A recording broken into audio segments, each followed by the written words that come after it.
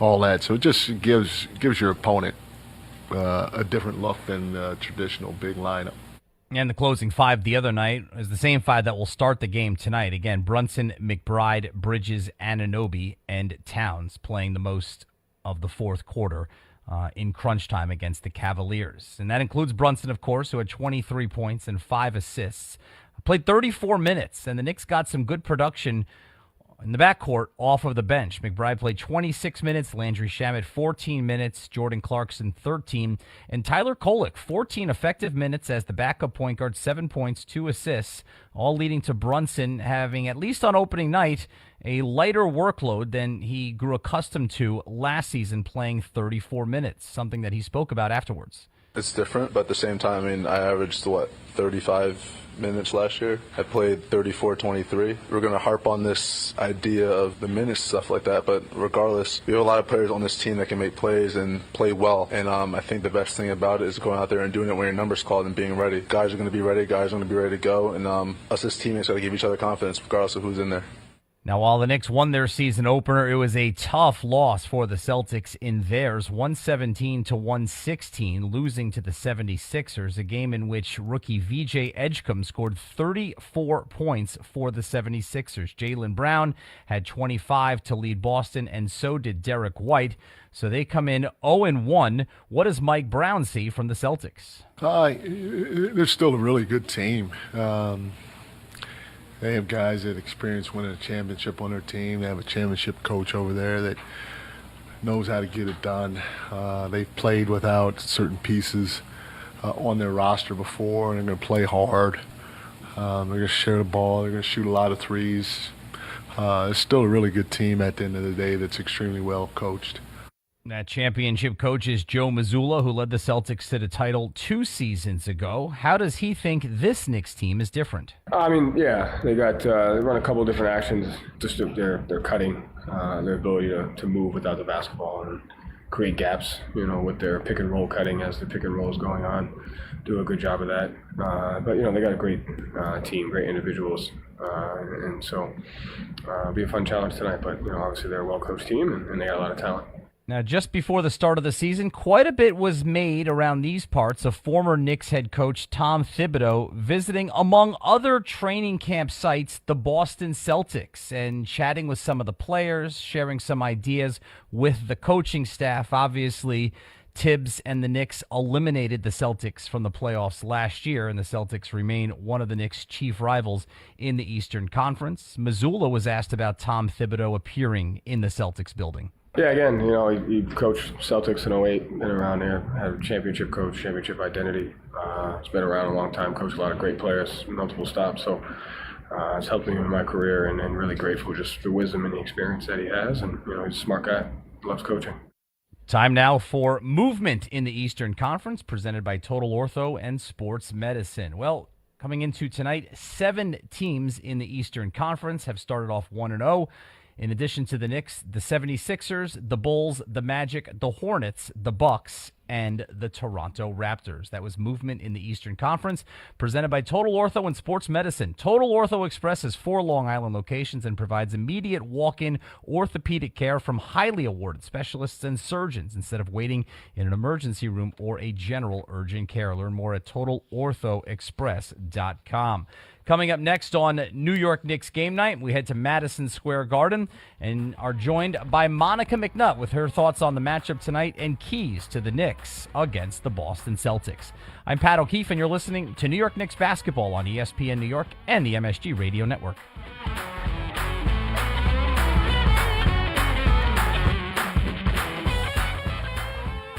Make cancer screening a part of your annual healthcare routine. New York Presbyterian offers a full range of cancer screenings, including lung, cervical, prostate, colorectal, breast, and more. Regular cancer screenings could save your life by detecting cancer at its earliest, most treatable stages. Screenings are available across New York City and Westchester. Learn more at nyp.org/cancer screening. Stay amazing. New York Presbyterian.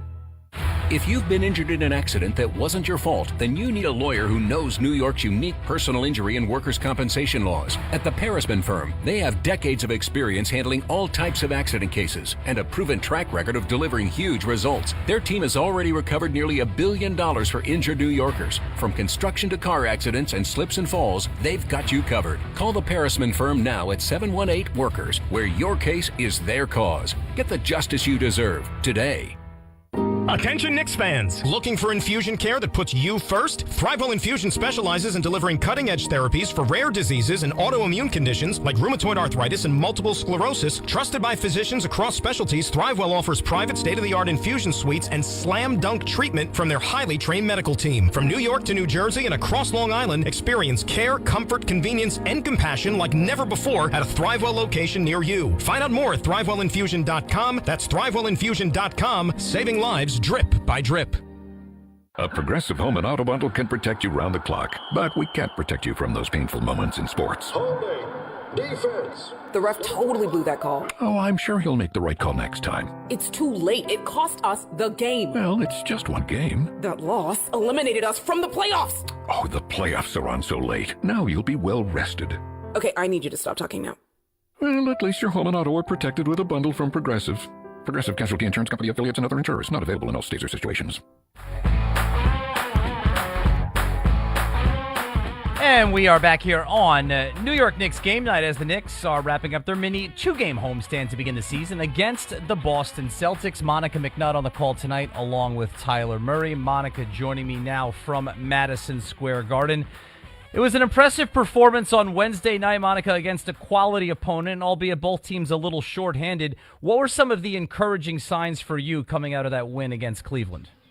Well, you know, Pat, first of all, happy Friday, bud. I think one of my big coaching things that I enjoyed was just how much depth was used. And I get it. It's game one. There were two important guys out of the rotation. But overall, it was exciting to see what each guy could offer, and within the system that hasn't had a ton of time to start to gel yet, right? Like I thought, and we talked to Deuce post-game, that for it to be a game one, the guys showed a lot of positive strides in terms of finding their way in a new system. We did speak with Deuce post-game. He was excellent off the bench in 26 minutes, hit 4 3-pointers, a couple of them very big to stop Cleveland runs, and now he's in the starting lineup tonight. So what is Mike Brown looking for with that move? You know, I think he likes the speed and the aggressiveness that Deuce offers. I'm curious to see what this lineup is going to look like, Pat, because this is a departure from the double big, right? And obviously injuries are what they are. But I think Deuce McBride has had enough of an opportunity in his time as a New York Knick to prove that he can go from the second unit to the starting unit and give this team what it needs. And so I would imagine with Deuce on the floor, the pace might be even a little bit faster. And then obviously for the Celtics, one of those Celtics guards, whoever draws that assignment, is going to have to be mindful of Deuce perhaps picking them up the length of the floor. As you and I, Monica, worked that game together the other night, one thing that struck both of us really from the beginning and throughout was the way the Knicks attacked the backboards to the tune of out-rebounding Cleveland 48-32. What did you think of their effort there? Well, you know, the terrific national reporter Fred Katz actually asked both coaches about the new trend in terms of offensive rebounding and the amount of guys that are being sent to the boards. And Mike Brown and Joe Mazzulla sort of echoed that things sort of change over the course of our basketball lives, but Mazzulla in particular pointed to some of the analytics in terms of the space and how since so many teams are sort of using that 5-out mentality, there's actually lanes to get to the rim to get some of those second chance opportunities. And so I think for us here in New York, whether it's been trendy or not, that's something that was sort of a part of the DNA of New York. Maybe not all 5, but we're going to have a solid offensive rebounder, in particular as long as Mitchell Robinson has been healthy. And then we know Josh Hart has the same sort of high motor in terms of getting to the glass as well. So I'm excited to see where that goes. I would be curious to watch those numbers as you get through the length of a season and particularly head toward the postseason when things begin to slow down. To the Knicks fan, the hopeful Knicks fan who sees this Celtics team without Tatum and there's no more Porzingis or Holiday or Horford or Cornette, and they are thinking the Celtics are going to not be a factor this year, what would you say to that hopeful Knicks fan? You know, I understand that. I do understand that logic, but I think for the Celtics, it's a sort of maniacal head coach in Joe Mazzulla. I think Jaylen Brown absolutely has something to prove. And I would also add, you shouldn't sleep on a guy like Derek White, who has just, I don't know, he's exceeded all types of expectations in terms of his ability to be a contributor. Now, does that mean that I think that team as currently constructed is better than the Knicks? No, but the margins for victory in this league are so small. And so I think I would tell a hopeful and optimistic Knicks fan, you can't take anything for granted, but you're right. It does seemingly appear that a path is in front of the Knicks that they would hopefully take advantage of. All right, game number 2, Monica. What are your keys to the game for the Knicks to start off with a second straight win? Well, I'm going to keep going to the assist-to-basket ratio. I thought they were so good in Game 1. The ball moved. They went from good to great passes repeatedly in that ball game. And so I want to see a strong assist ratio in terms of their performance. Then I'm going to keep going back to defense because I think I was impressed with Game 1, and I'm not sure if that was like jitters, the personnel for Cleveland, whatever. Like, what does the defensive accountability and communication look like? And then lastly, for me, Pat, I'm going to keep going to those O boards, getting some of those easy baskets that help this team find energy that can be used on either side of the floor when they see some easy ones go in. Friday night at the Garden, Knicks and Celtics, Monica and Tyler. It should be a fun night. Have a great call, Monica. Thank you. And that'll do it for New York Knicks game night. Coming up next, from the world's most famous arena, the Knicks hosting the Boston Celtics in game number 2 of this young season. Tyler Murray, Monica McNutt have the call, and I'll be back with you at halftime. Enjoy the game, everyone. I'm Pat O'Keefe, and New York Knicks basketball on ESPN New York and the MSG Radio Network continues after this timeout.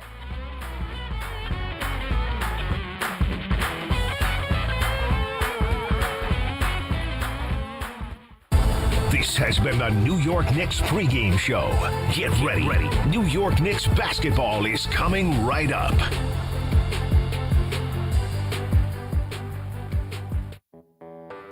When you're hiring, have you ever felt like you're missing out on meeting truly great candidates for your roles? It seems impossible to find them, but they have to be out there somewhere, right? Well, they're not hard to find when you know where to go, and that place is ZipRecruiter. And right now, you can try ZipRecruiter for free at ZipRecruiter.com/ESPN. ZipRecruiter helps 10 million people with their job search every day. And because these people are actively looking for jobs just like yours, it's easy to find the right person right away. In fact, 4 out of 5 employers who post on ZipRecruiter get a quality candidate within the first day. But if you're not using ZipRecruiter, you're missing out. So see what it's like when the impossible is easy. When you go to ZipRecruiter.com/ESPN right now to try ZipRecruiter for free. Once again, that's ZipRecruiter.com/ESPN. ZipRecruiter.com/ESPN. Never miss out on great candidates with ZipRecruiter. Knicks fans, here's a guaranteed grocery win just for you. Take $10 off your online order of $50 or more at shop.foodbazaar.com, and your first delivery is free. Just use promo code FANSGET10. That's FANSGET10. And the wins don't stop there. Food Bazaar brings you an all-star lineup, the largest selection of international foods, plus the freshest meat, seafood, and produce in the game. Ready to win big? Use promo code FANSGET10 on your first $50 order at shop.foodbazaar.com today. London Jewelers presents their annual watch fair at the Americana Manhasset, Friday, October 24th through Sunday, October 26th from noon to 5 p.m. Experience the latest collections of distinctive timepieces from the world's most prestigious watch brands. From selection to service, London Jewelers is a trusted, authorized retailer for the world's finest watch brands. Join us at the London Jewelers Annual Watch Fair at the Americana Manhasset, Friday, October 24th through Sunday, October 26th. London Jewelers since 1926. Are you ready? Are you ready? Towns drive to the foul line. Didi stripped him. He got it back. Turnaround. Fall away is good. Karl Anthony Towns. New York Knicks basketball is on the air. He from half court with one. Got it! Oh, off the backboard and in. Woo-wee. Josh Hart screaming in celebration at midcourt. The New York Knicks. Are you ready? Everybody on their feet at Madison Square Garden. Brunson, top of the key. Crossover. Step back jumper. Got it. We're tied at 104. We are entering highlight territory, folks, and the Knicks are feeling that good.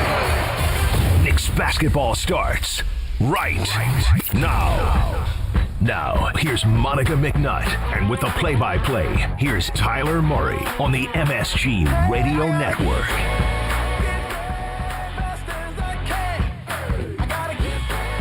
Madison Square Garden, nothing better than the sounds of the first Friday night Knicks of a brand new season.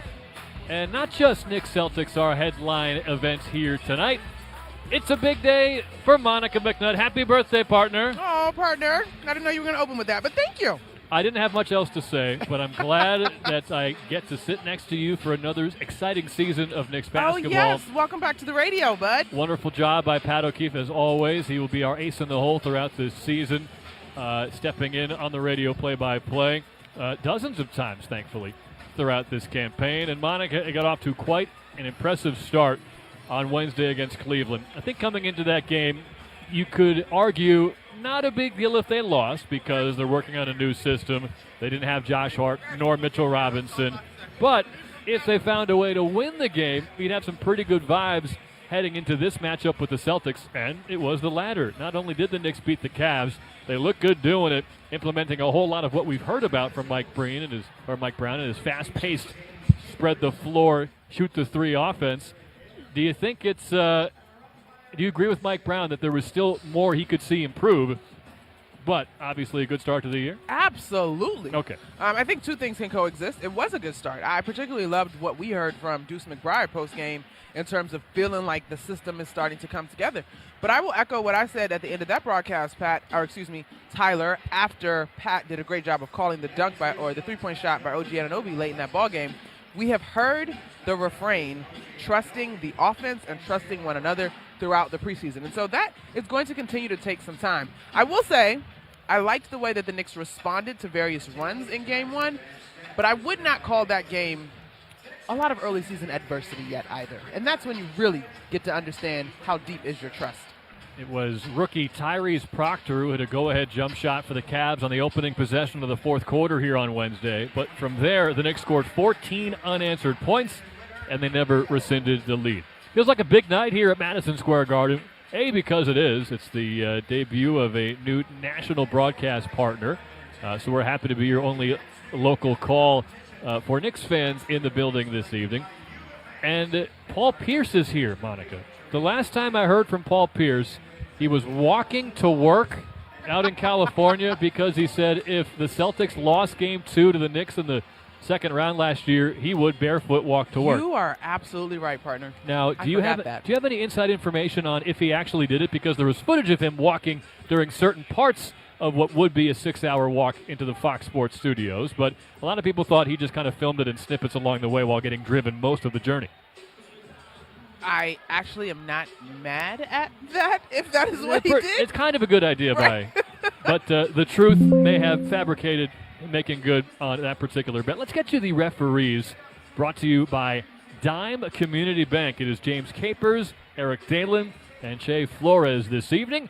Those officials are brought to you by Dime Community Bank.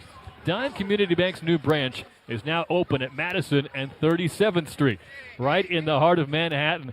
Visit dime.com to learn more. Dime, we've got your bank. Member FDIC, equal housing lender. Monica being heckled by the color commentator for the Celtics on radio, Cedric Maxwell. The great, the legend, phenomenal broadcaster. Listen, I will just share with us, since we're a local broadcast, Cedric Maxwell is still mad about our viral clip last year, friends.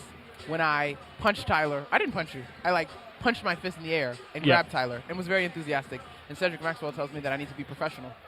Right. He's being a hater. It's fine.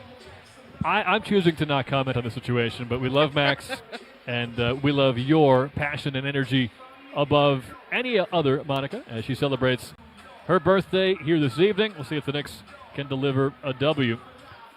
We've got Pat O'Keefe in studio, Monica McNutt here. I'm Tyler Murray, as we have some lineup news you heard from Pat O'Keefe. What do you think, Monica? It is Deuce McBride into the starting lineup, along with the other pretty rock-solid starters. You know you're going to have Brunson, Bridges, Anunoby, and Towns every night.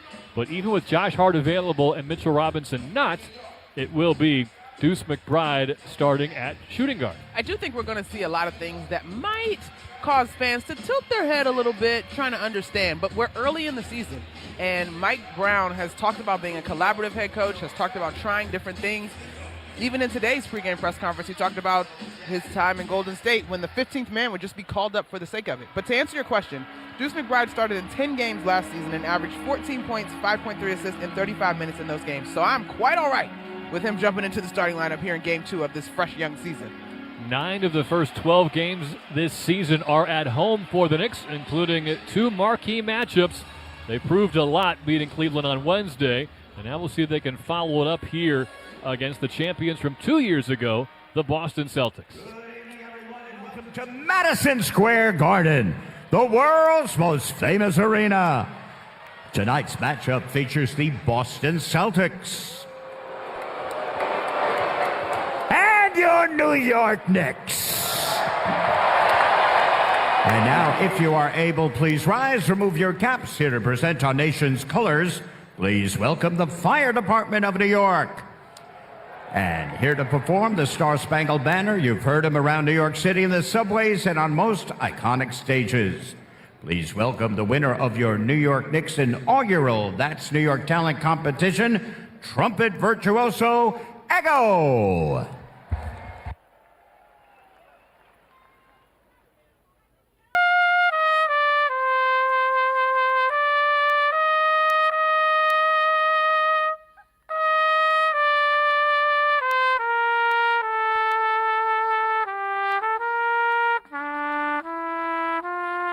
Go. Knicks Celtics on the Garden floor, the Garden, Madison Square. They've also got a TD version up north in Boston. It's the first time these two teams will face off since the Knicks ended the Celtics season here in New York a year ago. It was the 6th game and the largest margin of playoff victory in Knicks history. Jaylen Brown was asked about that earlier today, and he said, yeah, it certainly adds a lot of extra motivation. Jaylen Brown, by the way, is a quote machine when it comes to Knicks Celtics. He said on Starting 5, the Netflix show, quote, I don't know how we lost. Knicks fans obviously gave a lot of suggestions as to how the Celtics lost that series on Twitter later after that episode came out. He said, quote, losing to the Knicks feels like death, and now we have to deal with, quote, insufferable Knicks fans. Well, Jaylen Brown will have a lot of pressure on his shoulders with no Jason Tatum for the foreseeable future, tearing his Achilles here in Game 4 during the second round last year. Drew Holiday was traded to the Trailblazers in a salary dump deal. Kristaps Porzingis was dealt to the Hawks in another salary dump deal. Luke Cornett signed with the Spurs, and Al Horford signed with the Warriors. And the latter 3 of those names, well, they all play center. And a ton of pressure on Neemias Queta, Luka Garza, who's out with a concussion, and Xavier Tillman try to fill that void. Let's get to the starting 5 first for the visiting Celtics. Peyton Pritchard, the reigning 6th man of the year, will be the point guard along with Derek White, sharing the backcourt. White took 20 shots on Wednesday. He's averaged no more than 12 a season throughout, or 12 a night throughout his career. So perhaps Derek White will be picking up a lot of the shots left over by Jason Tatum. On the wings, you've got Jaylen Brown and Sam Hauser. Jaylen Brown and Monica McNutt are birthday buddies. He's turning 29 here this evening. Sam Hauser, one of the best three-point shooters in the NBA, will be at the 3. And then the big man, Neemias Queta, the only player in NBA history born in Portugal. He's 7 feet, 260 pounds in year 5 out of Utah State for Joe Mazzulla, who just signed a multi-year extension this summer. Year 4 for Mazzulla as he looks to avoid the first 0-2 start in his tenure as Celtics head coach. In fact, Boston has not started 0-2 since 2021. That was when they lost the opener here at MSG in double overtime. And the celebration that spilled out onto the 7th Avenue streets after the Knicks win turned into one of the iconic viral videos featuring great hits as in Tell Me a Little Something KD, Don't You Regret Not Coming to the Knicks, and many more, and on and on. Starting 5 for the Knicks, it's Jalen Brunson, the captain and the point guard. He said he's very comfortable as a shooter overall, but still had a lot to work on, going 1 of 9 in Wednesday's win from downtown. But that actually turned out to be a good sign. He didn't have his A game, but the Knicks still beat their top contender for the Eastern Conference crown. Deuce McBride gets the start. He is at the 2. 4 out of 6 from three-point land on Wednesday, and a game-high plus 17 rating for McBride. On the wings is Mikal Bridges and OG Anunoby. Bridges had 16 points on Wednesday. 10 of them came in the first quarter. finished with a game-high 6 assists as well, along with 3 steals and 2 blocks. It was a monster game for Mikal Bridges, but that's the same word Mike Brown used to describe OG Anunoby's game. A monster night in the season opener. Team-high 24 points for OG, matched a career high with 14 rebounds, and added 3 steals and a block of his own. And then Karl Anthony Towns playing through pain. He said he had a grade 2 right quad strain. He was doubtful at one point on Wednesday, but found a way to get into the lineup and helped the Knicks win it with 19 points and 11 rebounds. He will be starting at the 5 here this evening, as he did for the entirety of last year's regular season. Mitchell Robinson still unavailable with left ankle injury management. Josh Hart, though, who said he was hoping to be available for Wednesday, could have a chance to make his season debut. He is suited up as he's dealt with back spasms since the opening moments of the preseason way back October 2nd in Abu Dhabi. The Knicks are in their home whites. It says New York on the front in orange, numbers on front and back in orange as well, with last names above the numbers with a slight arc in blue. It is green unis for the Celtics. I'm sure you can envision them. They say Boston on the front in bold white letters. When it's game time, it's Tully time. The opening tip is brought to you by Tullamore Dew Irish Whiskey, the original triple distilled, triple blended, and triple cask matured Irish whiskey. Be sure to grab a Tullamore Dew or try the all-new Tullamore Dew Honey during tonight's action. Neemias Queta, number 88, is about to tip it up with Karl Anthony Towns standing on that orange basketball logo at midcourt underneath New York Knicks. Ball is up, tipped back to our left for Peyton Pritchard, and the Celtics have the game's first possession, operating from left to right in the green uniforms. Jaylen Brown, a pump fake on the far side angle, picked up by OG Anunoby, spins back and dishes to midcourt for Peyton Pritchard. High ball screen from Neemias Queta, 7 to shoot, pick and pop with Hauser straight on 3 is good, and the Celtics are on the board 3-0. So it's going to be Deuce McBride bothering Pritchard. And Pritchard is guarding Jalen Brunson, so I'm curious to see how this is going to play out. They've got Towns top of the arc, defended by the slower Queta. Barrels into the lane, but an offensive foul as he runs over Derek White, who was camped out underneath the basket, and apparently outside the restricted area. Yep, he did have those heels beyond the half circle underneath the hoop. And an offensive foul on Towns. He had 2 early personals on Wednesday, but didn't pick up his third until late in the third quarter. Derek White will run the point, defended by Bridges. They've got Anunoby stalking Brown off ball, and as Monica told you, it's McBride and Pritchard matched up. It comes to the 6th man of the year, Pritchard, top of the key, pick and slip with Queta, passes inside to an open big man. He scores and one, a foul from Bridges, who got caught up on help defense, came over a bit late, and it's a 5-0 start for the Celtics. So immediately, this is a little bit different from what we saw from Cleveland in Game 1. Evan Mobley was just kind of cooking at all 3 levels, really, on Wednesday night to open. Here, Boston is immediately going after Karl Anthony Towns in the pick and roll. Neemias Queta, while not as highly touted as Karl Anthony Towns in terms of his career overall, he's a hard rim roller. He's got great size and great hands, and so the Knicks are going to have to figure out how to defend that. Queta had a really good game here last year at MSG. 11 points and 3 offensive rebounds in limited time. He got the foul shot, so it's 6-0 Boston. Towns for 3. Nailed it from the near side wing, and he thought he got fouled by Jaylen Brown. It's a 6-3 ball game. Good setup from Deuce McBride. Baseline drive from high to low. Hauser poked away from behind by Brunson, and the loose ball comes to McBride. Near side wing, split pass to a streaking Bridges all alone inside on a right-hand layup. 5-0 Knick run. They're back within 1. I'm really excited for this season for Mikal Bridges. This system seems to fit his game so well. He's also so much more comfortable in year 2 with this team. As Queta pushed off, and Monica called it offensive foul as he spun to the free throw line and just threw his offhand up to Karl Anthony Towns' face to give the ball back to New York. That was interesting. The 7-footer forgot what sport he was playing for a second there. Queta, 26 years old, out of Portugal. He was impressive for them on Wednesday in a game that the Celtics led by 9 with 3.5 minutes to go, but lost. And early in this one, him guarding Mikal Bridges coming up the floor, to me, seems like an apparent mismatch. Brunson leans in, missed a layup from the near side. Offensive rebound, Towns got blocked by Queta, then mauled by Brown. No call. It came loose to White. Hauser in transition. Skip pass to the far side angle for Jaylen Brown. Drives inside, hops up in the lane. He lost a clean out of bounds. Knicks basketball. They forced back-to-back turnovers. So the O-board conversation was something that was a bit buzzword-like pregame. The Celtics are not leaving as many opportunities. McBride crosses over White up top. They swing it around to the top of the key again for Bridges. Backing down the smaller Pritchard. Passed out of a double team to Anunoby near side point. And then the pass intended for McBride in the corner was punted out of bounds by a couple of Celtics. So they'll put 14 seconds back on the shot clock.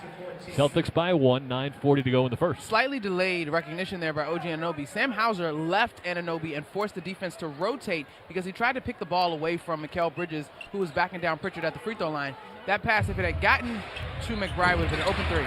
Good inbound play, set up a wide open left wing three for Bridges, but it rimmed off the front iron. Pritchard on the other end from left to right. Far side corner, pump fake to three, trying to give and go with Cada, but McBride, good off-ball defense. Baseline drive for Pritchard, pump fake, and a block from Towns. Loose ball comes to Bridges. Knicks on the move from right to left. Down 1, 9.5 to go in the opening quarter. Brunson steps through a double team, left side layup, gets it to go, and the Knicks have their first lead on a 7-0 run. That was an excellent sequence by the Knicks. Great help defense by Karl Anthony Towns. Brown tries to respond on the far side of the rim. He'll drive and lay it home and one. Anunoby caught reaching in. It's 8-7 Celtics. Chance for a free throw with 9:05 to go in the first. Anunoby's back was to us from our position. I'm not... Jaylen Brown, you got to give him credit. I mean, sure, he's a finals MVP, the whole bit. But I'm surprised that OG got so badly beaten on that play. Well, Brown had one of the best games of his career in Game 5 against the Knicks last year to keep the Celtics season alive, but then followed it up with one of the worst of his career in the clinching Game 6 as he misses the free throw. Knicks ball from right to left. They're in white. The Celtics are in green. 8-7 Boston. 3 minutes gone by in the first quarter. Brunson backing down Pritchard near side baseline. Turns the corner underneath the hoop. Spins back to the rim, and a reverse layup falls off the front rim. No. And the loose ball picked up by Derek White. We will have to try to get into further detail about what the Celtics are doing defensively. I think I've seen mostly Jaylen Brown guarding Karl Anthony Towns as Derek White, unencumbered on a baseline drive, floats it home for a 3-point lead. Now, this is probably the most similar offense to what sort of the Knicks are installing under Mike Brown, the free-flowing nature of what the Celtics do. Driving kick, three from McBride, in and out off a nice setup from Mikal Bridges. It was a left corner triple, and McBride couldn't bury it, and the Knicks lose the rebound out of bounds. It is 10-7 Boston, 8:21 to go in the first quarter. Celtics coughed up a late fourth quarter lead on Wednesday as Derek White got tripped up by Mikal Bridges, so they call the foul on Bridges. It was the VJ Edgecombe and Tyrese Maxey show for Philly on Wednesday that combined for 74 points. 74 is great. A rookie, 34 in his debut? Yeah, VJ Edgecombe. He's helping Sixers fans forget last year's nightmare of a season. They moved up from 5 to 3 in the draft lottery, and Edgecombe was the prize. And he's putting on for the entire country of the Bahamas. And he played at Long Island Lutheran. Oh, look at you. Left wing three missed. Kick out and a run out for Bridges, but a right wing three goes halfway down and pops back out. Offensive rebound, Anunoby. Reset with Towns, top of the key. Trying to drive on Brown, but he's sealed off. Gives it up to Brunson, near side wing. Dribble handoff to Anunoby. He'll take a three for the tie, but it's off back iron. Rebound tipped to McBride, the smallest guy in the court, and he's able to pick up the offensive rebound. Posting up Towns on Pritchard, the other smaller guy on the floor, and he grabs Towns, who would have had a wide open layup just outside the restricted area. Probably a smart foul there. It is the first on the Celtics. So the Knicks have gone a little bit cold right now. They've missed 7 of their last 8 field goal attempts, but they've done a really good job of getting on the glass. The last 3 times in particular, they've managed to create second chance opportunities. Landry Shamet checks in and misses a sidestep three-pointer as he's in for Mikal Bridges. So another miss for the Knicks. 8 out of 9 now they've been unable to connect on. Brown backing down Brunson, foul line jumper. That's his specialty. He says he's perhaps the best in the league at getting to that foul line spot and scoring from there. It's a 5-point Boston lead. Brunson speeds to the left side of the paint. Floater with the left hand over Pritchard. That's too strong, and Pritchard gets the rebound. Celtics motoring ahead from left to right. 5-point lead for them, 5 minutes into the game. Brown defended by Shamet, far side mid-range, takes him to the dotted line. Tough floater, missed everything, but Cada gets the offensive rebound. Out to Pritchard left side, pump fake and a drive to that far elbow. Out to White now, catch and shoot three, very short from the right wing. The ball hit the deck, but a rebound for Landry Shamet. Knicks have have not been able to connect on their last 7 field goal attempts and make it 8. Heartbreak from Karl Anthony Towns, in and out. He was a step beyond the three-point line from the top of the arc. We've seen him make plenty from there before, but it wouldn't drop that time. Queta on the other end catches and dunks off a nice setup from Derek White, who was posting Brunson on the right block. So, Tyler, one of my keys talking to Kat was what this team's defense is going to look like. And, yes, this offense is flowing far differently than what we saw on Wednesday versus the Cavs, but I'm not sure that they're communicating and connected well enough. It's been an 8-0 run they've allowed the Celtics to go on. Responded to a 7-0 at Nick run. Knicks down 7. Towns gets an open look. Left wing three-pointer. He got it. And the Knicks needed it. It's 14-10 now. Back within 4. It does seem like good things happen for the Knicks when the ball gets into the paint. That is a key tenet of Mike Brown's offensive philosophy. He wants paint touches and what he calls spray threes. Drive and kick, catch and shoot three-pointers. Missed right wing 3 from Pritchard. Knicks on the other end at the basket to our left. Towns high side wing ripped through, moving a drive on Queta in the lane. Blocked from behind by Hauser. Plenty of contact there for multiple Celtics, but no call. Now Brown puts an arm into Shamet, drives far side, block, bad pass. He was open for Hauser in the opposite corner. It's picked off by McBride. The physicality of Landry Shamet was impressive as Towns hits another 3, and he got fouled. From straight on, he nailed a triple, and Derek White undercut him. And that'll give Towns a chance for a foul shot that could tie the game. Man, and Karl Anthony Towns has been frustrated so far in this ballgame. He feels like it's been really physical under the paint, and he's not getting, or in the paint and under the basket, I should say, and he's not getting the whistles. But when it comes to the three-point line, baby, he is 75% from 3, going 3 of 4 so far in tonight's contest, which is outstanding stuff from the big man. Timeout on the floor. It's sponsored by BetterHelp. Mental health is health. Visit BetterHelp.com/timeout today for 10% off your first month of therapy. The Knicks have a 14-13 lead over the Celtics have a 14-13 lead over the Knicks, but Karl Anthony Towns has a chance to tie it with a free throw, which would complete a 4-point play on the other side of the break. You're listening to New York Knicks basketball on ESPN New York and the MSG Radio Network. Hear that? That's the beginning of a journey powered by the confidence that comes from driving a vehicle so reliable. It's backed by a 10-year, 100,000-mile limited powertrain warranty. Where your journey ends? Well, that's up to you. Visit your local Kia dealer today. Kia, movement that inspires. See retailer for warranty details. Always drive safely. Limited inventory available. It doesn't matter if you're running drills at the park, playing pickup on a Saturday, or sinking the final putt. When you compete with your friends with Michelob Ultra on the line, competition isn't that friendly. The trash talk, next level, and the stakes, oh, those are crystal clear. With only 95 calories and superior smooth taste, it's the ultimate trophy. Superior is worth playing for. Michelob Ultra, superior light beer.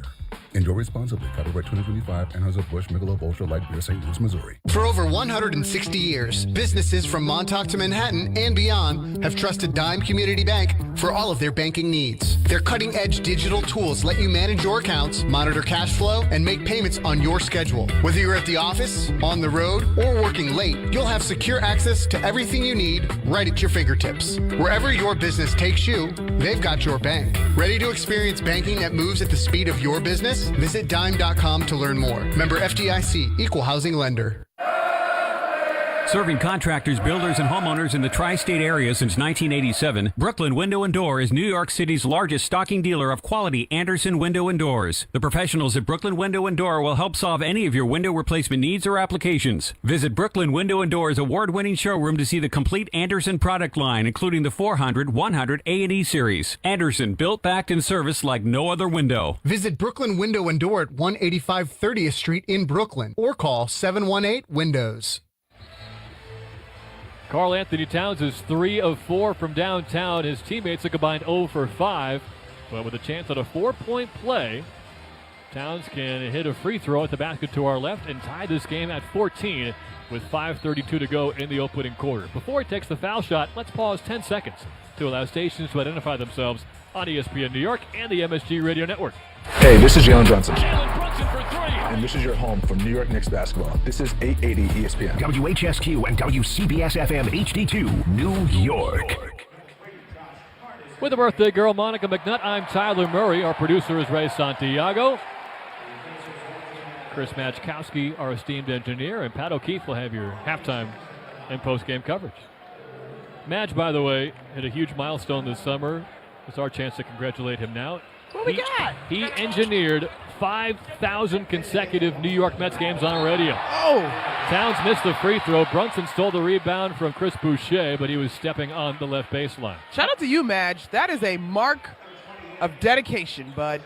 A man who loves the Mets, the Knicks, and the Godfather. Our guy, Madge. Well, Towns did not convert the 4-point play. It is a 14-13 Celtic lead, 5:28 to go in the first. On the floor for New York, it is Brunson, McBride, Josh Hart for the first time this year, Landry Shamet, and at the 5, it's Gershon Yabusele. An undersized center, but that's not too big of a problem in today's NBA because he can shoot threes. We're also seeing the NBA debut of Hugo Gonzalez, a rookie from Spain for the Celtics. Anthony Simons is in. He'll get it to Boucher on the left side arc. Defended by Hart. End of the shot clock. Heave is too strong. Offensive rebound, Xavier Tillman, who just checked in. Kick out to Simons, who strong arms a three from the left side point. And a strong rebound from Landry Shamet, who was falling down on the baseline. And got rid of it to Hart. He's been on the floor a bunch of times in that one possession. Great to see number 3 in white back on the floor. Hart missing basically the entire preseason and opening night with back spasms. McBride crosses over Tillman, drive and kick Brunson, extra pass far corner Shamet, but it's tipped out of bounds by Anthony Simons. It'll stay with New York with just 4.8 to shoot. They trail by 1, just under 5 minutes left in the first. That detail by Simons on that closeout to get his hand in the passing lane, something that young people playing the game of basketball should absolutely study. Simons not known for his defense. He'll have to step it up if he wants consistent playing time. He was part of that Drew Holiday trade. Brunson, top of the key, crossover right wing, gets inside, kick out. Yabusele, far corner 3 is blocked by Boucher. And a new horn sound on the shot clock violation. I don't like the way that sounds. It sounds like it has a cold. I'm sure they'll have it changed just for you very soon. 4.5 to go in the first quarter. Celtics ball from left to right. They're in green tonight. Knicks in white. Gonzalez on the near side wing, defended by Brunson. Gonzalez played for Real Madrid, which is where Gershon Yabusele came from. He'll drive at Yabusele and floats home a left-hand layup to give Boston a 16-13 lead. Came through that Real Madrid program as young as 9 years old. Goodness gracious. And they do it a little differently over there in Europe. McBride and Yabusele, high pick and roll, step back left wing 3. McBride rimmed out, and Gonzalez gets the rebound. He was the 28th overall pick this year. Simons gets to the right elbow, behind the back dribble, pulls up for 2 and drains it over Yabusele. Celtics up 18-13. So a real trend I feel like that's emerging so far with just under 4 minutes to go in this first quarter is the Knicks' ability to defend one-on-one. Other than Karl-Anthony Towns in that big pick and roll to start the ballgame, it's been a lot of one-on-one responsibility. Hart, a drive and a spin in the lane, blocked by Boucher, but Hart saved it from going out of bounds in the far corner. Now we'll dribble to the right wing, screen from Yabusele, dishes near side angle for Brunson, leans inside, long bank shot won't go. He was fouled from behind though, and a reach-in foul.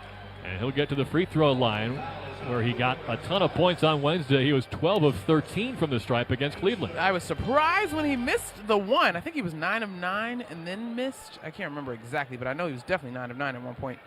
Still waiting to find one of his more efficient lines as far as his field goals. Tonight just 1 of 4 so far, but I'm sure it will come. He was fouled from behind on the reach around by Gonzalez, the 19-year-old. As Brunson sinks the first foul shot, it's a 4-point game. McBride's coming out for the first time, and OG Anunoby will replace him. I feel like I say this a lot, but it's worth repeating. If you're trying to make a teenager guard Jalen Brunson, it is not going to end well for the kid. He is just so good at obviously getting to the free throw line, but keeping players off balance, even veterans, as he gets both foul shots. Of course, the pivotal foul shots that helped the Knicks win Game 2 against Boston last year came after he shook Drew Holiday into a foul. 3-point Celtic lead. It's their ball from left to right. Anthony Simons on the far side angle, trying to cross over Gershon Yabusele, but he can't get around him. Passes to Boucher, pump fake and a long 3 straight on. Air ball out of bounds, right baseline. Good contest from his fellow 2019 Raptors champion, OG Anunoby. Boucher has a funky-looking jump shot, in my opinion, but he's so long.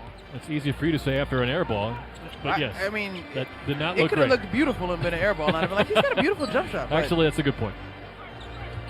Brunson and Yabusele pick and roll. Walk up three. Jalen Brunson in and out. The Knicks can't buy a bucket other than Karl Anthony Towns from three. He's 3 of 4. Everybody else is 0 of 8. Gonzalez had JB in a mixer there defensively. But he airballed a step-back corner three into the hands of Xavier Tillman, and his putback is good. 5-point Celtic lead. Knicks want to run. A Hart rifled a pass to Shamet in the paint. He dropped it, got it back, swinging around to Hart, left side wing. Catch and shoot three. Too strong. Tipped out by Yabusele, but grabbed by Xavier Tillman. In this moment, I'm remembering it takes time for a system to set in fully. The Knicks are playing fast, but I don't know that they're playing productive. Baylor Shireman to drive and kick to the right corner. Three for Boucher. Missed it short, and it's picked up by Anunoby. OG on the move. Passes to Brunson, high side wing. Knifes into the paint. Euro step. Drive, kick, near side corner. Extra pass to Shamet, left wing. Three is good. And the Knicks are back within 2 on a Landry Shamet triple. The way the paint touches, open up the floor. That was beautiful execution.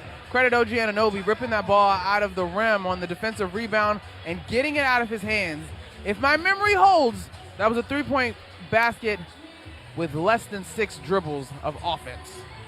And maybe last year Brunson forces up a tough shot that he probably makes in traffic, but instead he threw it to the corner for Yabusele, who dished to his right, and Shamet converted on a three. What I like to say on Monday night, and I think we'll see all season, is this team going from good looks to great looks with unselfish basketball.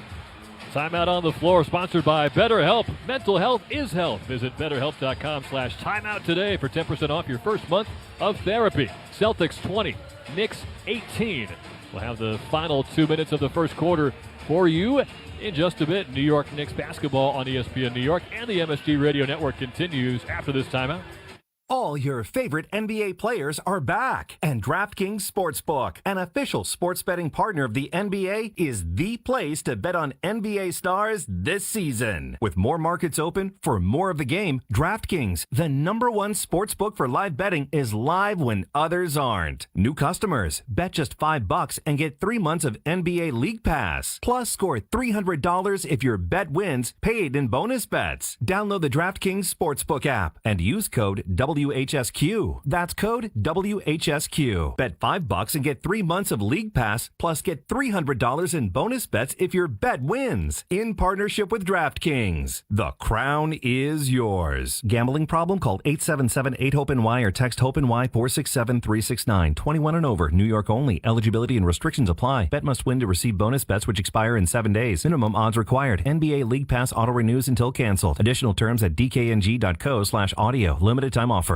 Total Ortho Express is a state-of-the-art orthopedic care center with 4 Long Island locations: East Meadow, Syosset, Massapequa, and Deer Park. Injuries can happen at any time and can often require immediate attention. Total Ortho Express provides immediate walk-in orthopedic care from highly awarded specialists and surgeons, instead of waiting in an emergency room or a general urgent care. Total Ortho Express is open 7 days a week with extended hours, so that our patients have convenient and immediate access to the care they need. Learn more at TotalOrthoExpress.com. 1 in every 6 men is likely to be diagnosed with prostate cancer in his lifetime. That's why New York Presbyterian wants to remind men over 50 to book a prostate cancer screening. A simple blood test is all it takes. It could save your life. Screenings are available across New York City and Westchester at locations near you. Schedule your annual prostate cancer screening today at nyp.org/cancer screening. Stay amazing. New York Presbyterian. 20-18, the Celtics have a late first quarter lead. 2 minutes remaining in the opening frame here at Madison Square Garden. I'm sure you've heard, Knicks fans, but things are a lot different than last year for the Celtics team. They do not have Tatum, Holiday, Porzingis, Cornette, or Horford. So, their points this evening have come from Jaylen Brown, you know him, Sam Hauser, Derek White, those are familiar names. But how about Neemias Queta, Anthony Simons, Xavier Tillman, and Spanish rookie Hugo Gonzalez? Well, one thing about this Celtics offense, Joe Mazzulla is going to put whoever he believes can get it done on the floor. And I think in a year where they're down Jason Tatum and sort of rebuilding, if you will, air quotes around rebuilding, we are going to learn some new names. I think it's been described as kind of what you do between graduating high school and going to college, a gap year. Sometimes people do that. Mm-hmm. Three-pointer from the Celtics, Xavier Tillman on the left side wing. So what you're saying is a refurbish, not a rebuild? Yes, and of course Jason Tatum has put out a few videos of him dunking on a recently surgically repaired Achilles. Who knows what that could mean for later in the year. Brunson crosses over Tillman. He got stripped on the drive. It's out of bounds left baseline. That probably went off of Jalen Brunson's leg, but they're going to say Knicks ball. Tillman asking for a replay challenge from Joe Mazzulla. The Knicks able to inbound before they can make that decision. Knicks ball from right to left with just 3 to shoot. Nice pass from Towns to a cutting Hart, and Josh Hart's on the board with a wide open layup. It's a 3-point game. We've seen in the 2 games so far the Knicks find some options on that quick slip from a screener. I'm really excited about that as the season continues. Especially the way Josh Hart can move with and without the basketball. He should fit in perfectly to this Mike Brown system. Tillman on the right side arc. Gives to Brown, top of the key. Tillman's got the last 5 Celtic points, but now Jaylen Brown's going to get a couple of his own. He hits a 3 off a dribble handoff right wing, and he's fouled by OG Anunoby. That's OG's second personal. Brown's made it a 6-point Celtic lead, and he'll have a free throw to come. So that's the second time tonight where a true pick and roll has posed a real problem. And for OG Anunoby, this is sort of disappointing because he's so much better at working through those, but it did involve pick and roll action with Karl Anthony Towns, and I think there's just a little bit of confusion there. So both Anunoby and Bridges, the 2 men most defensively responsible for knocking off the champs last year in the playoffs, they both have 2 fouls.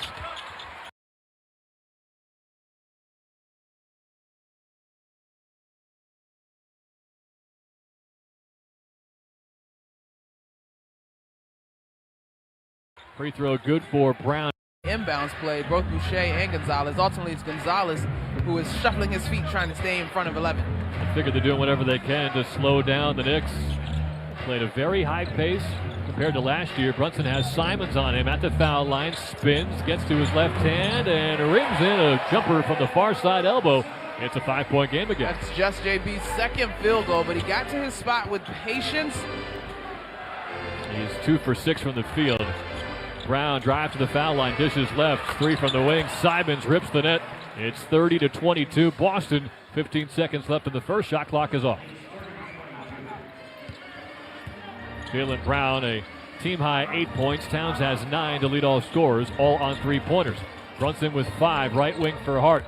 Dribble drive past Queta in the lane, took a hit, threw it up, no contact, or no call anyway, despite the contact. Josh Hart is looking in disbelief at Eric Dalen as the first quarter horn sounds and sends us to quarter number 2 with the Celtics, who did have a 15-point lead at one point against the Sixers on Wednesday. They're up by 8. It's 30-22. Knicks are going to have to find their way on the boards. They're being out-rebounded just by 3, but they haven't had an opportunity to put many shots up in terms of second chance opportunities. Just 5 points there on a night where in the first quarter they shot less than 30% from the 3-point line. Not quite as hot of a start as what we saw against Cleveland on Wednesday. Knicks down 8, held to 22 points in the first quarter. You're listening to New York Knicks basketball on ESPN New York and the MSG Radio Network. If you've been injured on a construction site, then you need a lawyer who knows New York's unique labor laws. At the Parisman Firm, they have decades of experience handling construction accident cases and a proven track record of delivering huge results. Their team has already recovered nearly $1 billion for hardworking New Yorkers. From scaffold accidents to slip and falls and equipment failures, they've got your back. Call the Parisman Firm now at 718-WORKERS. That's right, 718-WORKERS, because your case is their cause. Get the justice you deserve today. When your team's best players have all been traded and the latest pick is overrated, just raise a glass with a friend or two and tell them more, tell them more, tell them more do. May your team be great and your picks be true, and if it falls apart you'll know what to do. Just raise a glass with a fan or two and tell them more, tell them more, tell them more do. It's a crazy world, so what do? You tell them more, tell them more, tell them more do. Hey! Tullamore Dew Irish Whiskey, 40% alcohol by volume, imported by William Grant & Sons Inc., New York, New York. London Jewelers presents their annual watch fair at the Americana Manhasset, Friday, October 24th through Sunday, October 26th from noon to 5 p.m. Experience the latest collections of distinctive timepieces from the world's most prestigious watch brands. From selection to service, London Jewelers is a trusted, authorized retailer for the world's finest watch brands. Join us at the London Jewelers Annual Watch Fair at the Americana Manhasset, Friday, October 24th through Sunday, October 26th. London Jewelers since 1926. Hoops fans, Windows. Let's clear the glass. Citywide window cleaning. Third generation, 50-plus years serving Manhattan, Brooklyn, Queens, Hoboken, and Jersey City. Commercial or residential, we go full court with private home cleanings, empty apartment turnarounds, and monthly amenity spaces. Property managers, resident managers, private tenants, book annual or bi-yearly cleanings. We treat your windows like our own. No job too big or small. Get a quote at cwwindow.com. Citywide. See the city like it's courtside. On to the second quarter. It's 30-22. Celtics over Knicks. Should we tell the people what you're laughing about, Monica? Okay, Jennifer Hudson was shown courtside, and then they showed a video board clip of Keanu Reeves and Common. Correct. And Monica said, oh, he's here with Jennifer Hudson. And they're showing Keanu Reeves for quite a long time. But Common is in the same clip. I thought that was an 80% Keanu Reeves image. And so, yes, it is Common here with Jennifer Hudson. Keanu Reeves, I'm sure, is having a great night elsewhere. It's an 8-point Celtic lead as we begin the second quarter. Knicks have struggled from three. They are 1 of 10 outside of Karl Anthony Towns, who was 3 of 4. Their only make was from Landry Shamet, who got a great look on a wonderful driving kick from Jalen Brunson, by the way. But some room for improvement for New York. Well, I will say that of the 1 of 10, I think I'd probably say 6 of them were quality shots, maybe pushing 8. I don't think it's been an issue of taking bad shots or intensely contested shots on the part of this Boston Celtics defense. I think right now the Knicks are just missing shots. You look at who's been missing them. OG Anunoby had a terrific three-point shooting night the other night so far, not able to connect there. Mikal Bridges has knocked down a couple so far in this season as well. I thought he got good looks. And Deuce McBride, I thought his looks in particular were really good. We saw 11 Knicks hit the floor on Wednesday. Going to see a handful more this evening. Tyler Kolek and Jordan Clarkson into the game for the first time. They've used 10 players already now as Anunoby catches and slams. Backdoor cut. He burned Jordan Walsh. And a perfect setup from Karl Anthony Towns. I am really enjoying the backdoors and the slips that this team has been able to pull off. This is exciting. Celtics from left to right, they lead at 30-24. Here's their first offensive possession of the second quarter. They've got Simons, White, Walsh, Keita, and Boucher. Boucher up top, handoff and a screen as he gets it to Derek White. He'll drive right side, right-hand floater, no over Anunoby, left it short. Towns fumbled the rebound out of bounds. There's a moment where you see maybe that right quad bugging him a bit. Yeah, right now the shot clock says 0.6. I guess that was an airballed shot by Derek White. And indeed it was. So a tough inbound from the right side baseline with about half a second left to shoot. Derek White inbounds to Boucher, drives the lane. He took too many steps before laying it in. He should have just put it up immediately, but it will be a shot clock violation. Gotta be quicker than that, like the commercial says. Now, Clarkson is one that I'm watching. He only played 13 minutes the other night. Highly touted as a one-time six-man of the year in his career. So I'm curious to see what Mike Brown plans with Jordan Clarkson. That was a reference to the old commercial where the fisherman is dangling $1 in front of somebody? It's a insurance commercial. I can't remember which company, though. Well, it's not I don't believe it's a sponsor, Monica. It doesn't matter. I just wanted to make sure I had that incredibly obscure reference correct. Anunoby for 3 on the near side corner over Walsh. It's a 3-point game. Is that obscure? I thought that was a pretty successful mainstream commercial. It's just old. Yeah, it is old. You can do the Frogs next. There's Simons top of the key. That's off the back rim. Long rebound, Boucher swinging around to a wide-open Jaylen Brown in the far corner. Takes a dribble, launches a 3, missed it too strong with a good late closeout from Karl Anthony Towns. On the other end, Clarkson catches, shoots left wing, ties the game with a 3, and the Knicks have knotted it up at 30. Instant offense, and for as dismally as the Knicks have been shooting the 3, everybody not named Karl Anthony Towns, they seem to find their way here in the second quarter. First three-pointer of the season for Jordan Clarkson, and now Derek White dropped a pass out of bounds to the right corner. Knicks will take over. Not yet 2 minutes into this second. They have erased the 8-point deficit with an 8-0 run. And are 2 for 2 from the three-point line so far. Everyone in the audience, including Monica McNutt, riveted by this NBA action. Honest to God, guys, I really thought I was going to be able to talk through that minor yawn. I apologize. Tyler Kolek off the inbound will run the point. Knicks from right to left in white tonight, 2 minutes into the second quarter. Bridges finds Towns to the near side wing. Backdoor cut for Anunoby, catches off a good pass from Towns. Now he's backing down. Boucher, turnaround jumper, rolls in and out. And Pritchard will pull down the rebound. I would really like to see OG Anunoby force the issue and using some post moves in that sort of scenario. Pritchard hands to White on the right side. Got it back to Pritchard near angle. White again, top of the key. Pritchard straight on three over Towns from way out. It's very short. Karams off the front rim and then out of bounds to the far sideline. Knicks will take over. 9:39 left in the second. We're tied at 30. Tyler Kolek put some impressive minutes on tape on Wednesday. 7 points, 2 assists in 14 minutes. Very poised.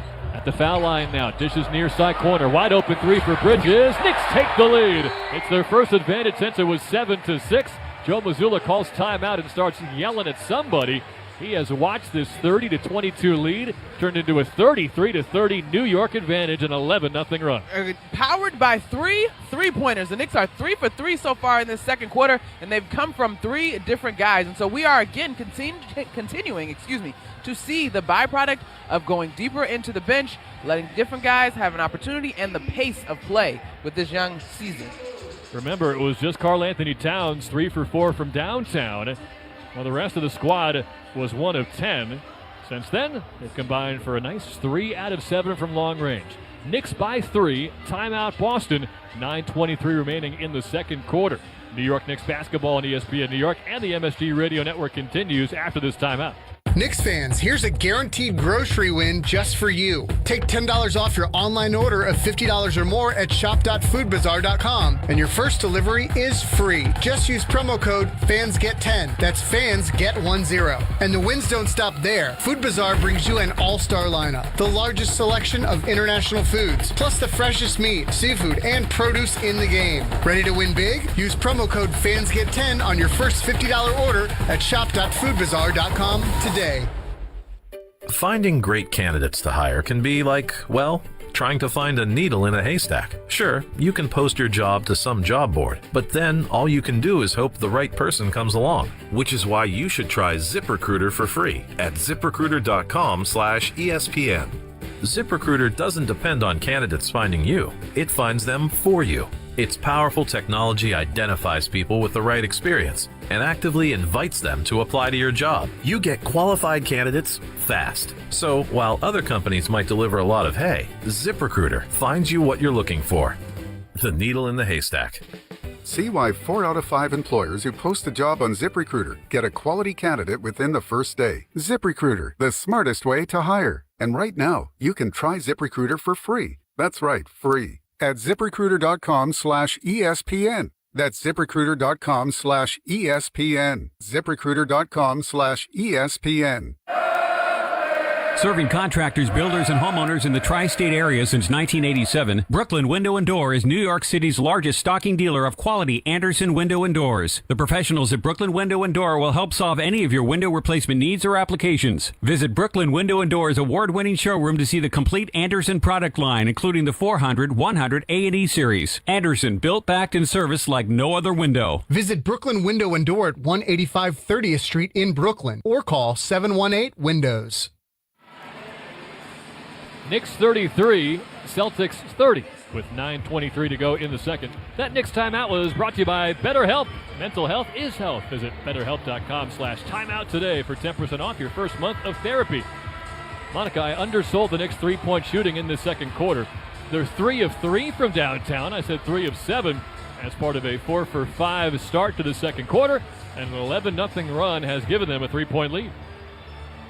Outstanding stuff. I actually thought you meant they were 3 of 7 in their last 7, and I assumed that you knew that they were 3 of 3 in the second quarter because I had only just said that, partner. Welcome back to radio. That's the thing. It's too soon in the year for you to correct me, but please, I need your edits from Game 2 all the way through. Well, hopefully Game 100 and beyond. That was the total number of games the Knicks played last year. 82 regular season and 18 in the playoffs. Celtics ball from left to right. Derek White runs the point. High pick and roll with Keita. Oh, gosh. Good play to get Pritchard an open look. Top of the key. He launches a 3, but it's too strong. And Towns pulls down the rebound. Jordan Clarkson slipped on something wet trying to guard this pick and roll there on that play, but he's up and all good. Bridges tried to drive and kick to Anunoby, but the pass went over his head as OG was about to cut from the right wing. And the Celtics will take over after the third Knick giveaway. Do you think Celtics fans, when they watch a missed three-pointer against the Knicks, get horrifying flashbacks to games 1 and 2 in last year's playoff series? You know, That's a great question. When they combined to go 25 of 100 and saw two different 20-point leads at home evaporate. That's a great question. Along with their title defense, which they were heavily favored to repeat. I think they do. Celtics ball from left to right. Neemias Queta backing down Karl Anthony Towns. Hands to White, top of the arc, dribble to the left elbow, pulls up for two, but strong-armed it over Clarkson's good contest. And then Towns chucked the outlet out of bounds near sideline, back-to-back turnovers. And okay, I'm all for pace, but I'm for pace that is under control because speed can kill and speed obviously can be very effective. This is sloppy pace.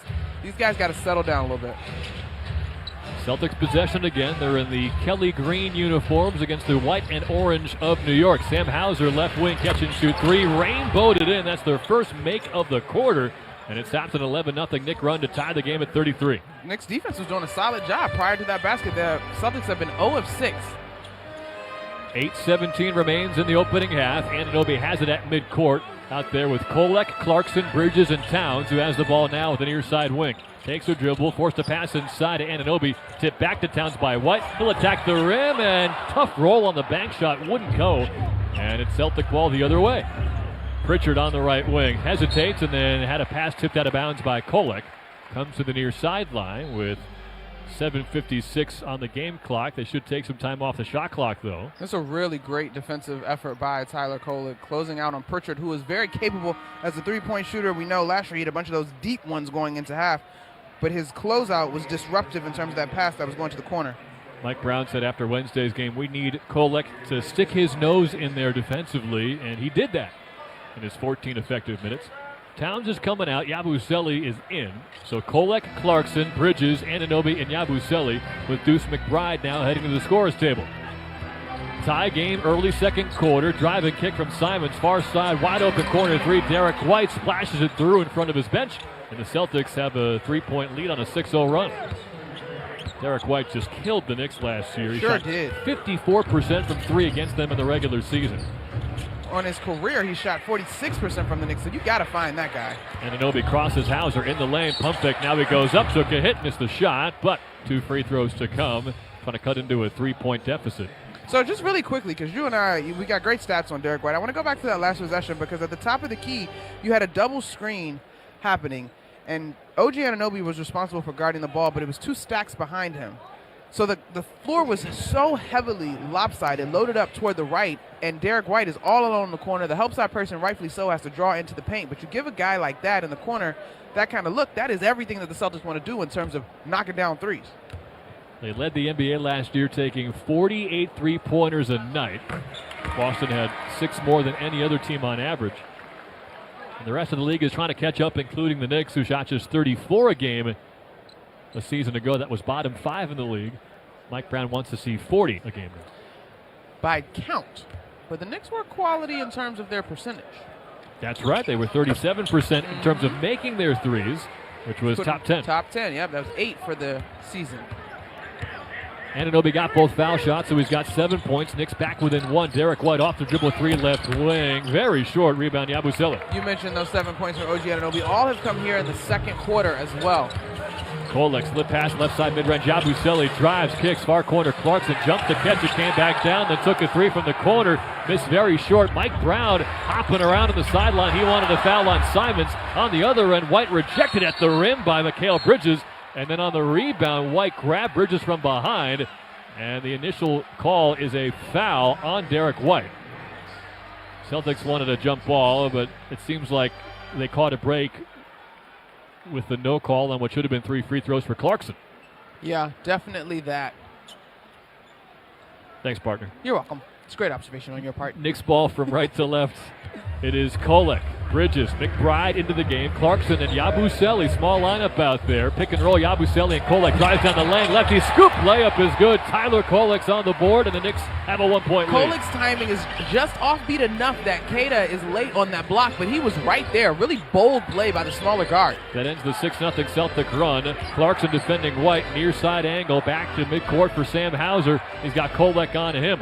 White right wing, crossover to his left hand, double team, pass to Hauser, tipped out of his hands by Kolek. Kolek, and he dove into the front row near sideline trying to save it, but it went off the official James Capers back out of bounds, which is 2.4 to shoot for Boston. Would you say that's equivalent of sticking your nose in there, to quote Mike Brown? Very much so.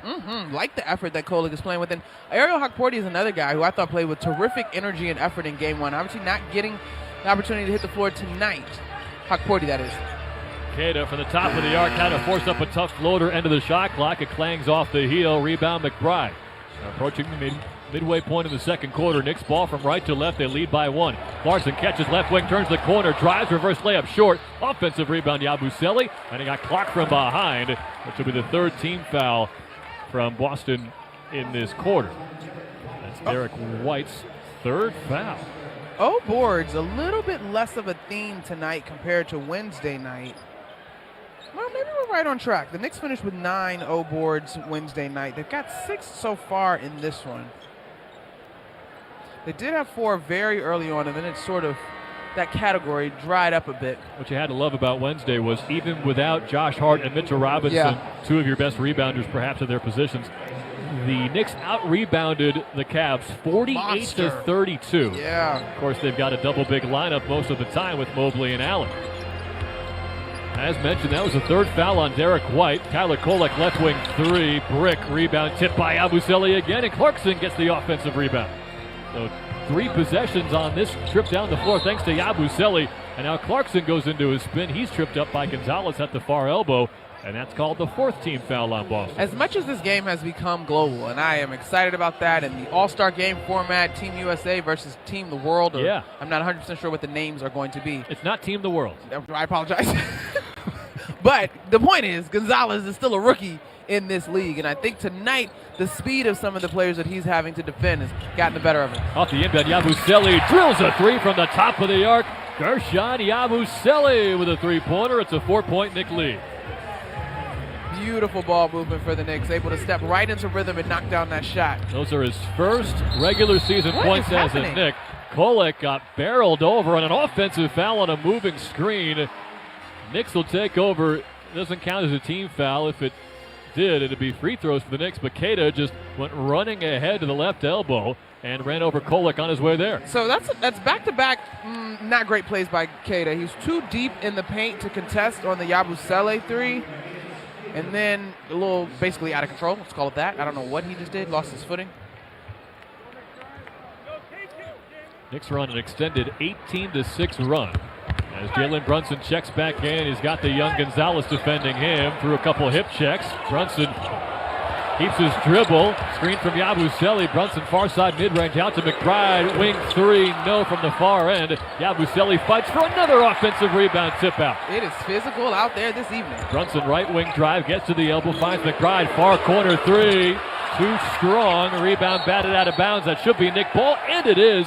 Gershon Yabusele has won 4 extra possessions for the Knicks over the last minute.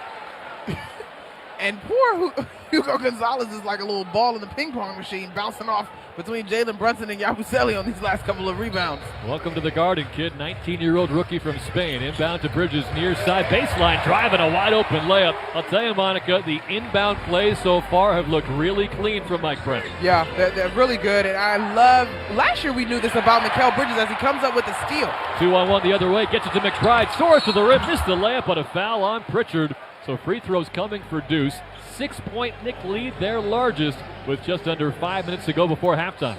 Okay, so really quickly back to the Mikal Bridges point. Yes. Last year we saw how great he was without the ball. And we go back to the beginning of last year, Jalen Brunson saying that Mikal Bridges is best when he doesn't have to think.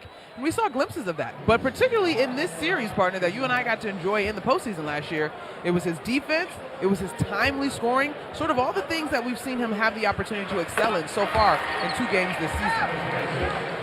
Xavier Tillman will check in for Neemias Queta as McBride gets the free throw. Bridges was in a great mood last year. He's heralded as one of the best teammates you could ever have, but even this year, you're getting more positive vibes from him on and off the court, and he's helping the Knicks open up an 8-point lead now on the Celtics as McBride hits both free throws. It's an 11-0 run for the Knicks. Those are the first 2 points for Deuce. He was 0 for 5 before that with 4 misses from 3. Hauser, top of the arc, off a dribble handoff, takes a three, playing short. Brunson the rebound, Knicks want to run. Clarkson, right wing, catch and shoot three. That's good. Couple of three-pointers for Jordan Clarkson tonight.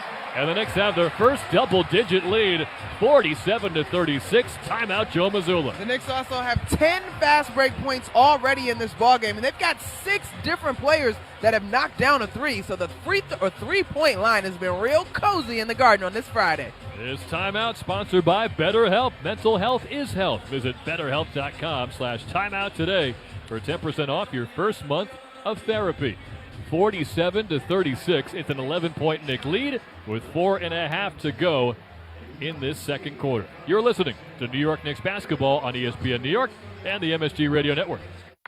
Stepping into the Kia K4 or K5 isn't just getting behind the wheel of any average sedan. It's stepping into what's next. With a K4, it's stepping into a world that's exciting. With a K5, it's one that's bold. The Kia K4 and K5, the next movement for sedans. See your local Kia dealer or visit kia.com to learn more. Kia, movement that inspires. Call 800-333-4KIA for details. Always drive safely. Hoops fans, let's clear the glass. Citywide window cleaning. Third generation, 50-plus years serving Manhattan, Brooklyn, Queens, Hoboken, and Jersey City. Commercial or residential, we go full court with private home cleanings, empty apartment turnarounds, and monthly amenity spaces. Property managers, resident managers, private tenants, book annual or bi-yearly cleanings. We treat your windows like our own. No job too big or small. Get a quote at cwwindow.com. Citywide, see the city like it's courtside.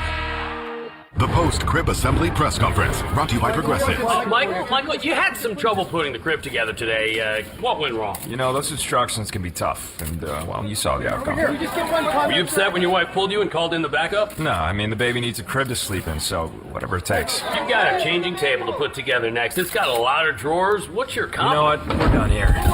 Like it or not, sometimes you need a backup. That's why there's Progressive to protect your home and auto. Progressive Casualty Insurance Company affiliates and other insurers. Not available in all states or situations. It doesn't matter if you're running drills at the park, playing pickup on a Saturday, or sinking the final putt. When you compete with your friends with Michelob Ultra on the line, competition isn't that friendly. The trash talk, next level, and the stakes, oh, those are crystal clear. With only 95 calories and superior smooth taste, it's the ultimate trophy. Superior is worth playing for. Michelob Ultra, superior light beer. Enjoy responsibly. Copyright 2025, Anheuser-Busch Michelob Ultra Light Beer, St. Louis, Missouri. 2 of 12. That Knicks defense is on it, baby. Let's go. I don't know if I actually believe that, but I believe it. We'll take it. Shout out to Michael J. Fox. 47-36. Knicks lead the Celtics. 4.5 to go in the second quarter as Boston has gone cold in this frame with the help of some excellent Knicks defense. 2 of 12 is what the Knicks defense has held Boston to from the field here in this second quarter. And I will say, because I think there was a point in the first quarter I was like, I don't know if the Knicks defense is as connected as it should be. But this lineup so far has been good. They've done a better job of being connected. But Boston has also gone away from the pick and roll, which I think was posing a little bit of problems for the Knicks earlier in this ballgame. And on the offensive side, it's not like the Knicks hated getting out on the fast break last year, but they're just so detailed in terms of starting quick, spreading the floor, and you saw it on that Jordan Clarkson three off a great pass from Brunson that forced the Joe Mazzulla timeout. 47-36, New York. It's Celtics ball from left to right. 4:15 to go in the second. Simons will get it to Brown, top of the key, defended by the smaller Brunson, backs him to the left elbow. Tough fadeaway is passed out of because of a contest from Mikal Bridges. The kick out to Simons leads to a missed right wing three, and it's Brunson on the other end. He does not have numbers. He'll drive baseline on the far side on Brown. Got a pass back on the far wing from Yabusele. Now they go pick and roll. Tillman had to switch on Brunson, so he attacks. Got hit. Left hand layup and one. Brunson starfishes on his back underneath the left side hoop. He's given the Knicks a 13-point lead with a chance for a foul shot. This pace is going to require a little bit more from your New York Knicks this season as they're on a 16-0 run. I really like the patience on that play, though. It's interesting, Tyler, because we are seeing the ball with a certain snap, crackle, and pop move around the perimeter. But Jalen Brunson is still very much empowered to call for a screen, to make something happen. He's still going to be one of the better scorers in the league in terms of getting into the paint and absorbing contact. Foul was on Simons as Brunson connects on the foul shot and completes the three-point play. No fouls in the quarter on the Knicks, and they're in the bonus. That's 5 fouls now on Boston. Near side mid-range, Brown puts his hip into Brunson. Bridges is lurking, whistle, and a 3-second violation on Deuce McBride. So those moments remind you of what Mitchell Robinson said in the preseason when asked about Mike Brown's defensive system. He said, it's almost like a zone. Not really a zone, but there's so much help defense, especially there for Brunson trying to defend Jaylen Brown. He got a lot of help from Bridges that, maybe you'll see guys lurking in the paint a little bit that can lead to those 3-second technical free throws, which the Celtics convert on. But it is a different look for sure as Pritchard knocked it down to make it a 13-point game. And it requires the connectivity and a lot of communication to make sure you know which way you're forcing a guy and who's going to be the second and third line of defense. Ooh. Pritchard spins on the right side, drives on Clarkson, draws a foul, missed a reverse layup, but 2 free throws will come. With 3:29 left in the second, Knicks 50, Celtics 37. Peyton Pritchard has been somewhat quiet this evening. 0 for 4 with just 1 point so far. He had a chance to win it twice at the end of regulation on Wednesday against the Sixers.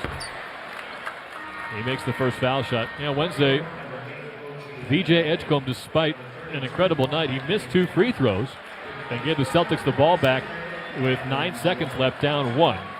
Pritchard drove down the middle of the lane and missed a layup, but the rebound was tipped out of bounds off of Philly. And then Pritchard tried a baseline leaner on the far side. He missed that one too strong. And the Sixers hung on to win. A couple of subs for the Knicks. You've got Jalen Brunson, Josh Hart, Mikal Bridges, OG Anunoby, and Karl Anthony Towns on the floor. Does this lineup look familiar to you, Monica? Just a smidge. Well, it was the most used lineup in the NBA last year by a country mile. Oh, yes. We remember all of the minutes graphics. And it led to, the best season the Knicks have had in 25 years, but they still want more. Towns pump fake, top of the key 3. Now he'll take it, but missed it short. Rebound lost by Pritchard, picked up by Josh Hart. His first of many offensive rebounds to come this year. Towns posting up Hauser, far side, mid-post, caught in the lane, threw it up a wild shot, but he got fouled by either Tillman coming in from behind or Hauser trying to hold his ground underneath. And Cat gets 2 free throws. Knicks by 11, 3:06 to go in the second. So this is reminiscent, for the Knicks that is, reminiscent of the starting lineup. Of course, McBride got the start today, but to your point, this was essentially your go-to group all of last season. I'm curious if Mazzulla will go back to Queta. He's got 2 fouls in this one, but he did a little bit of a better job of taking advantage of the pick and roll versus Karl Anthony Towns. We've got 3 minutes to see what the chess match will look like in the rest of the second quarter. And Joe Mazzulla definitely has some interesting decisions to make throughout the year. Of course, the luxury of the last 2 seasons for the Celtics is they could put 5 great defenders and 5 excellent shooters on the floor whenever they wanted, and they often did, whether it was Horford or Porzingis at center. They don't have that flexibility this year. Towns made both free throws, 13-point Knicks lead, final 3 minutes before halftime. Pritchard near side wing, steps back, dishes left, a long catch and shoot 3 for Hauser, rattles in from the far wing. He's made it a 10-point game. It's a really smart screen by Xavier Tillman, sort of attacking the angle that Mikal Bridges had to contest that. Tillman had an absolute bunny that would have tied the game in the final minute on Wednesday. House in the house! You've got Towns defended by Pritchard, near side mid-post, 2 dribbles, spin move, drop step, missed it too strong. He got tackled from behind by Simons, but they'll play on. Pritchard right wing. Dishes to the foul line for Brown, underneath Tillman, pump fake to get rid of Brunson, then he banks it home to make it an 8-point game. I understand Karl Anthony Towns being frustrated, but he's got to get off the floor. Him taking a minute looking at the ref gave the Celtics an advantage. Brunson drives left block, pump fake, leans in, got fouled by Brown, and he couldn't convert the bucket. It spun all the way from the front rim to the far cup and then spun out on the back end. But it'll get to the foul line and a chance to give the Knicks a 9 and/or 10-point lead. Classic footwork from Brunson. Looked like he was going to try turnaround from 8 feet near side block. Instead, he stepped through toward the restricted area.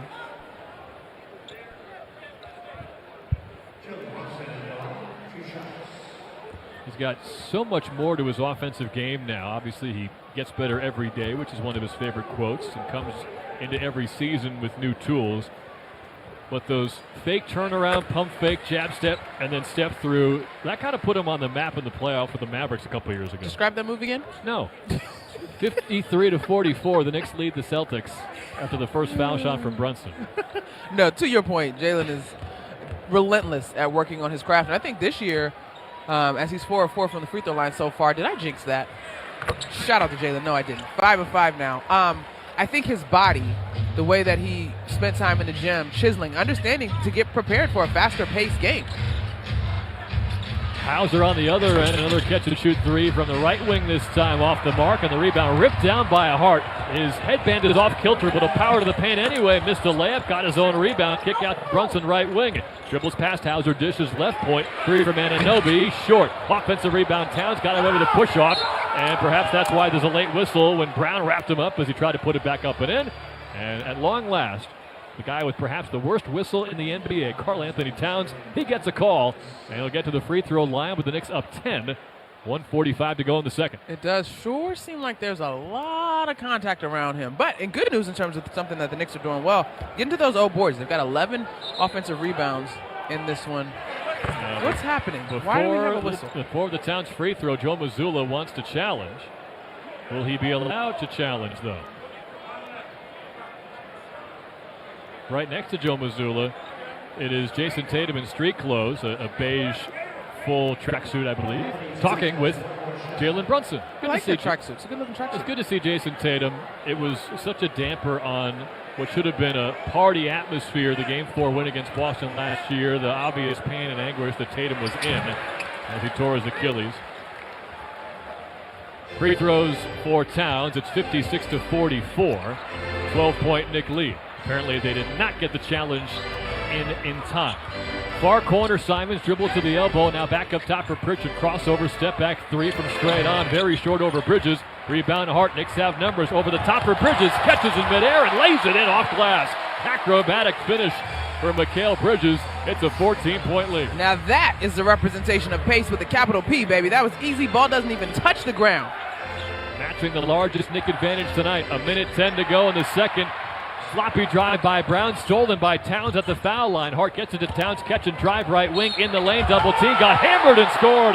Karl Anthony Towns, a three-point play opportunity, and the Knicks lead by 16. We've seen quite a few starfish celebrations from the guys early, but this is one where Karl Anthony Towns is just going to send a message. You're not going to give me a whistle? Well, I'm going to go get this basket anyway. Little Euro step, shifting of the rock from right to left, and then the finish. Fast break points for the Knicks. Oh, man, look at this dominance. 17-0. There has been a whole lot of talk about playing faster and just as many questions about what's it going to look like. Well, whatever they've worked on in training camp, preseason, practice yesterday, it has worked so far. They are playing fast. They are playing free. And it's led to 61 first half points as Towns completes the three-point play. He's got a game-high 16.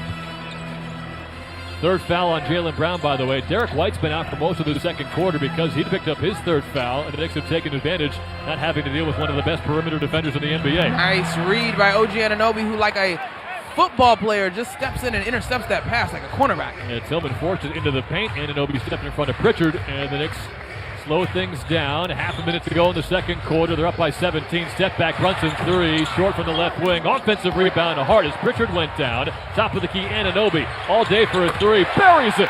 OG Anunoby puts the Knicks up by 20. It's starting to feel like Game 6 last spring here at MSG. And if you're wondering at all, folks, Josh Hart in his return already at 6 rebounds.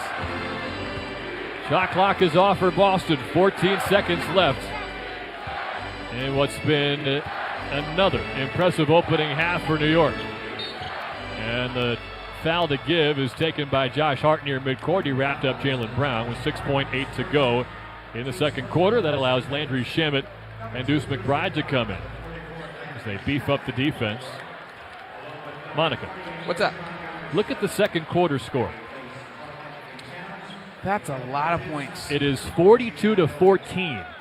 New York. They were down by 8 heading into the second quarter. Now they're up by 20. This is Knicks basketball. in 2025-26.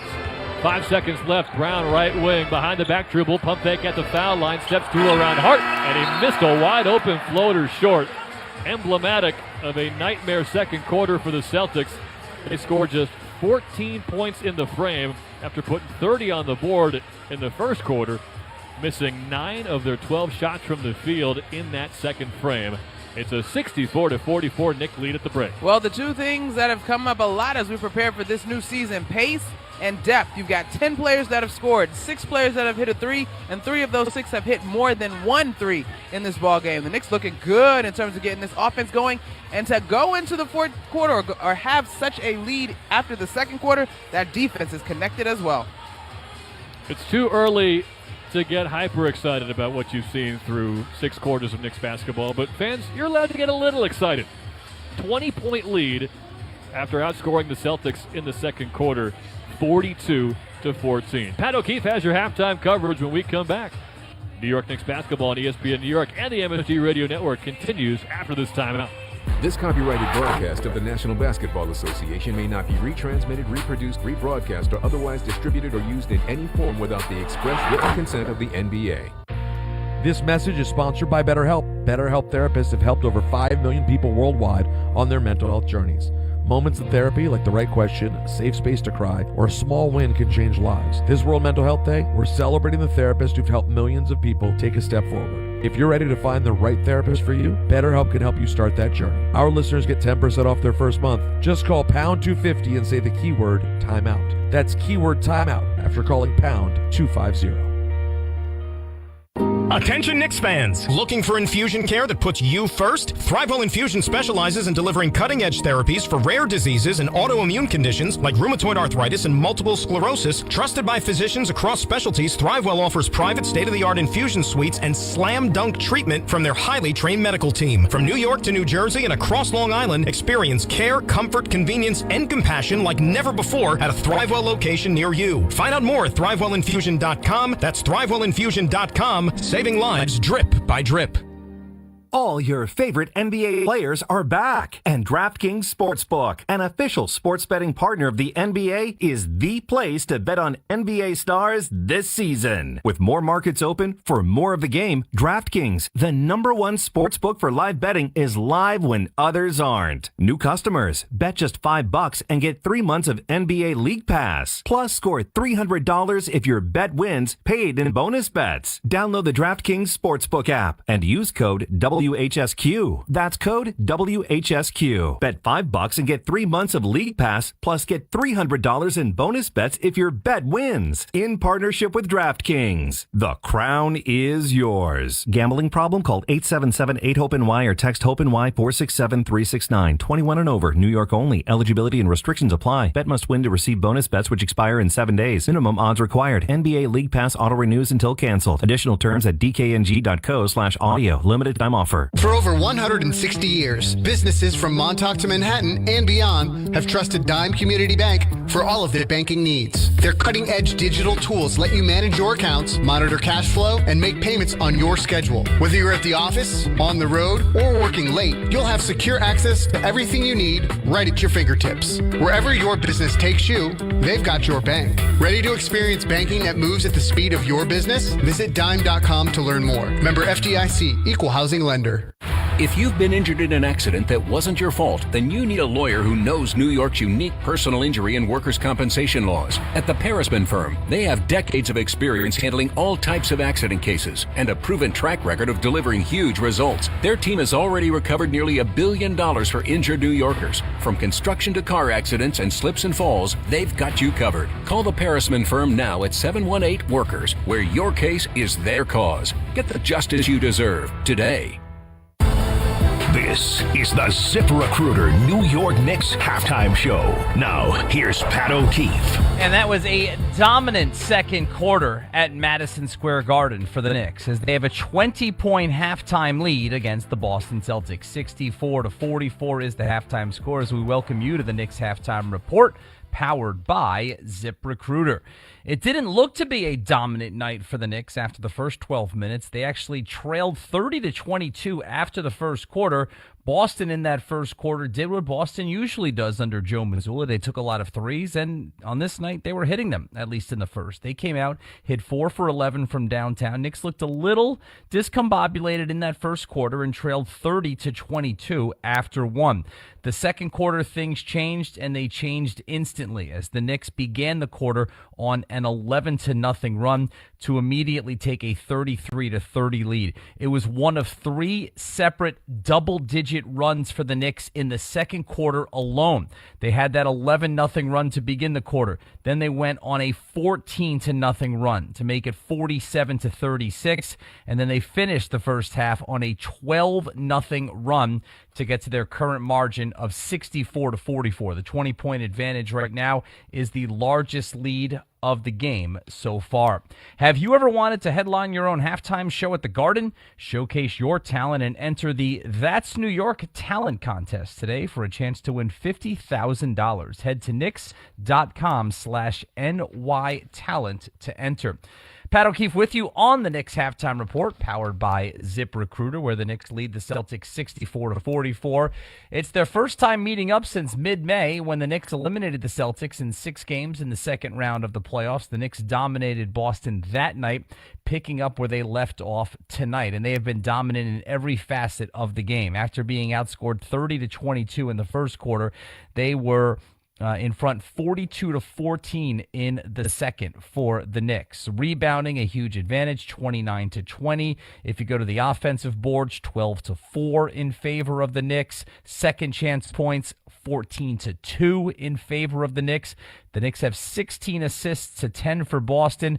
The Knicks have only turned the ball over 3 times, while the Celtics have given it up 9 times. Points in the paint, a 20-16 edge for the Knicks. And how about fast break points? 15-0 for the Knickerbockers against the Celtics in that first half. Knicks fans gear up for a new season of Knicks basketball by shopping the latest merch. Head to Knicks.com.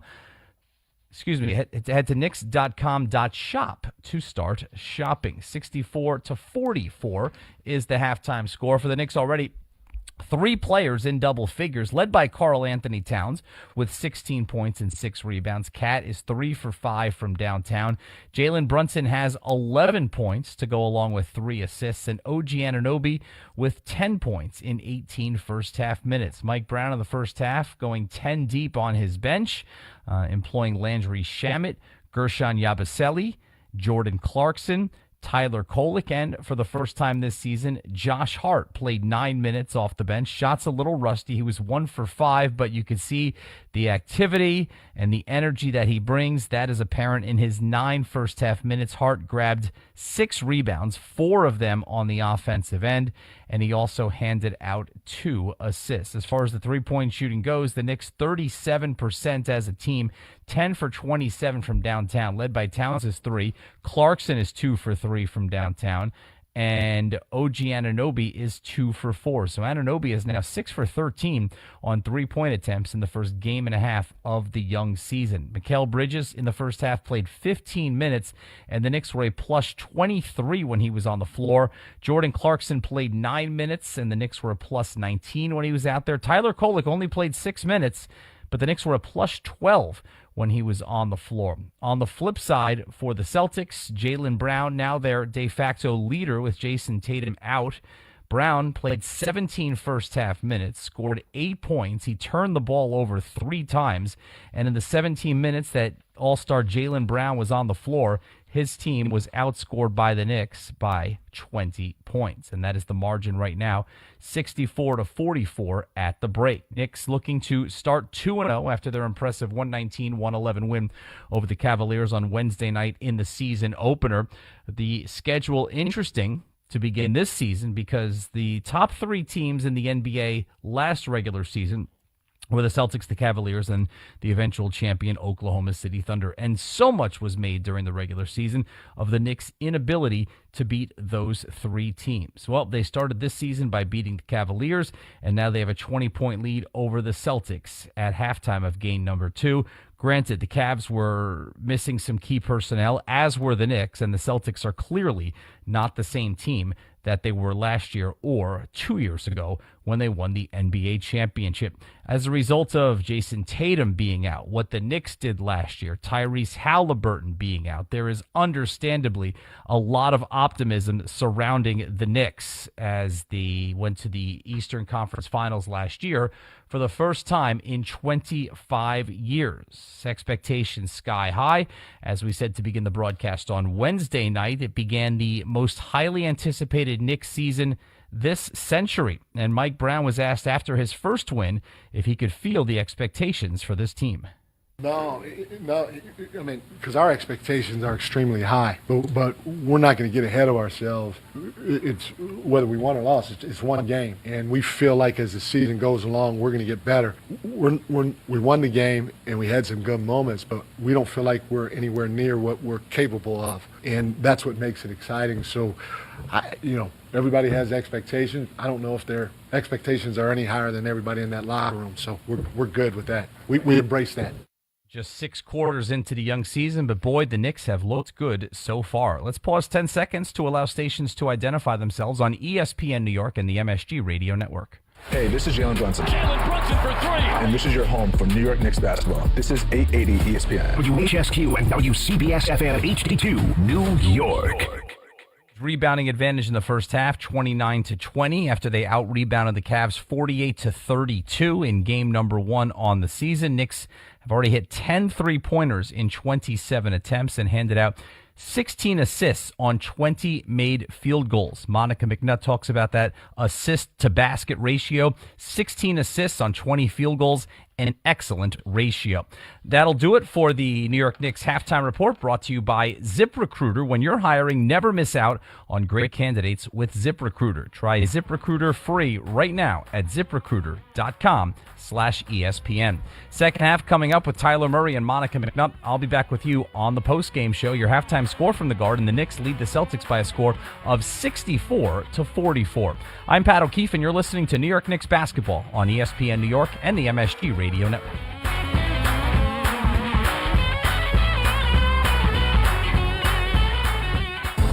This has been the ZipRecruiter New York Knicks halftime show. The second half is coming right up. Knicks fans, here's a guaranteed grocery win just for you. Take $10 off your online order of $50 or more at shop.foodbazaar.com, and your first delivery is free. Just use promo code FANSGET10. That's FANSGET10. And the wins don't stop there. Food Bazaar brings you an all-star lineup, the largest selection of international foods, plus the freshest meat, seafood, and produce in the game. Ready to win big? Use promo code FANSGET10 on your first $50 order at shop.foodbazaar.com today. When your team's best players have all been traded and the latest pick is overrated, just raise a glass with a friend or two and tell them more, tell them more, tell them more do. May your team be great and your picks be true, and if it falls apart, you'll know what to do. Just raise a glass with a fan or two and tell them more, tell them more, tell them more do. It's a crazy world, so what do? You tell them more, tell them more, tell them more do. Hey! Tullamore Dew Irish Whiskey, 40% alcohol by volume, imported by William Branton Sons Inc., New York, New York. Make cancer screening a part of your annual healthcare routine. New York Presbyterian offers a full range of cancer screenings, including lung, cervical, prostate, colorectal, breast, and more. Regular cancer screenings could save your life by detecting cancer at its earliest, most treatable stages. Screenings are available across New York City and Westchester. Learn more at nyp.org/cancer screening. Stay amazing. New York Presbyterian. Attention Knicks fans! Looking for infusion care that puts you first? ThriveWell Infusion specializes in delivering cutting-edge therapies for rare diseases and autoimmune conditions like rheumatoid arthritis and multiple sclerosis. Trusted by physicians across specialties, ThriveWell offers private state-of-the-art infusion suites and slam-dunk treatment from their highly trained medical team. From New York to New Jersey and across Long Island, experience care, comfort, convenience, and compassion like never before at a ThriveWell location near you. Find out more at ThriveWellInfusion.com. That's ThriveWellInfusion.com. Saving lives drip by drip. Getting ready for the second half at Madison Square Garden, and the Knicks hoping to keep the momentum rolling from the second quarter. They lead by 20 because they outscored the Celtics 42-14 in the second frame with over a third of those 42 points coming off of turnovers. When it's game time, it's Tully time. The start of the second half is brought to you by Tullamore Dew Irish Whiskey, the original triple distilled, triple blended, and triple cask matured Irish whiskey. Be sure to grab a Tullamore Dew or try the all-new Tullamore Dew Honey during tonight's action. There was a moment in this game where it felt like the Celtics had thrown the first punch, and they might keep coming. They led by 8 points, 30-22 after the first quarter. At the time, it was the largest lead for either side, but, man, things turned quickly as the Knicks now have a 64-44 lead. A pretty optimistic atmosphere at Madison Square Garden, with the exception of our wonderful stat guy, Doug. He reminds us that the Knicks were outscored by 15 points in the third quarter by the Cavs on Wednesday, so you can't get too far ahead of yourselves as you protect a 20-point lead. Of course, they don't make 20-point leads like they used to. Not at all. In the NBA era of three-point shooting. With Monica McNutt, I'm Tyler Murray. Ray Santiago, our producer. Chris Matchkowski, our engineer. And Pat O'Keefe will have our post-game coverage for our first Friday night Knicks broadcast of the season.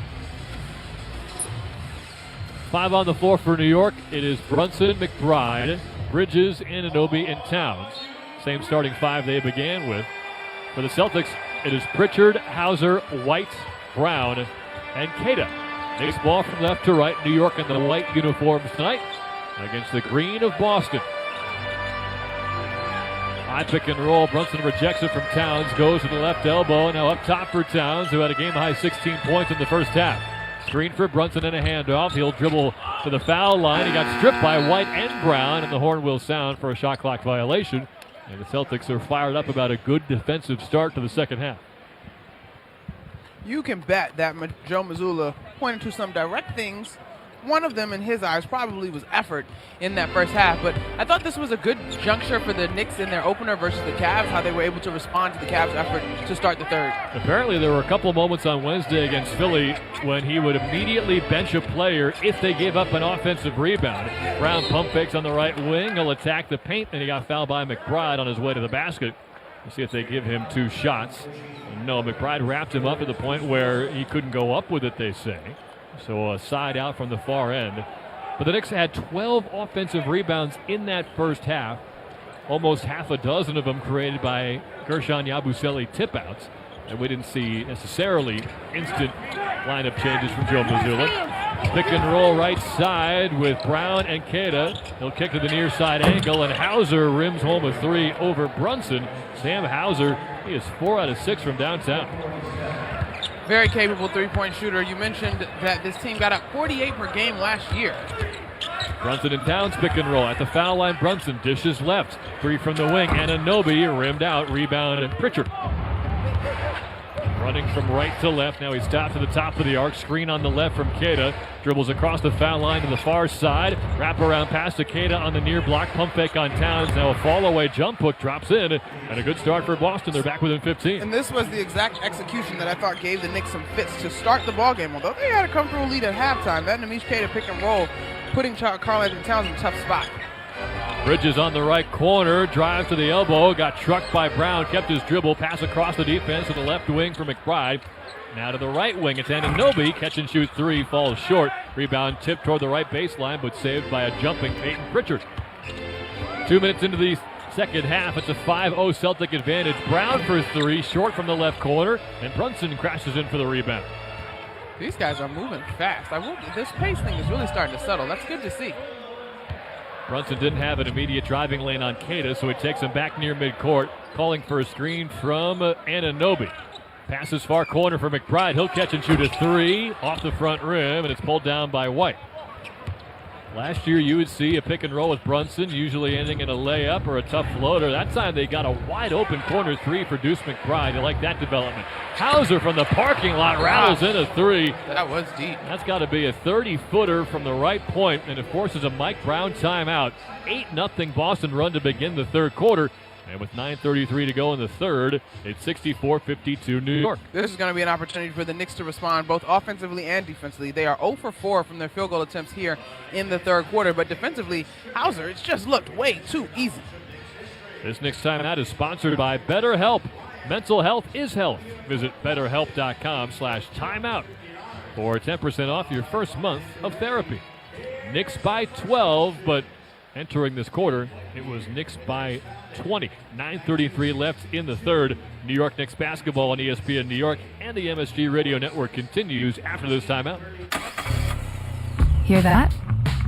That's the beginning of a journey powered by the confidence that comes from driving a vehicle so reliable. It's backed by a 10-year, 100,000-mile limited powertrain warranty.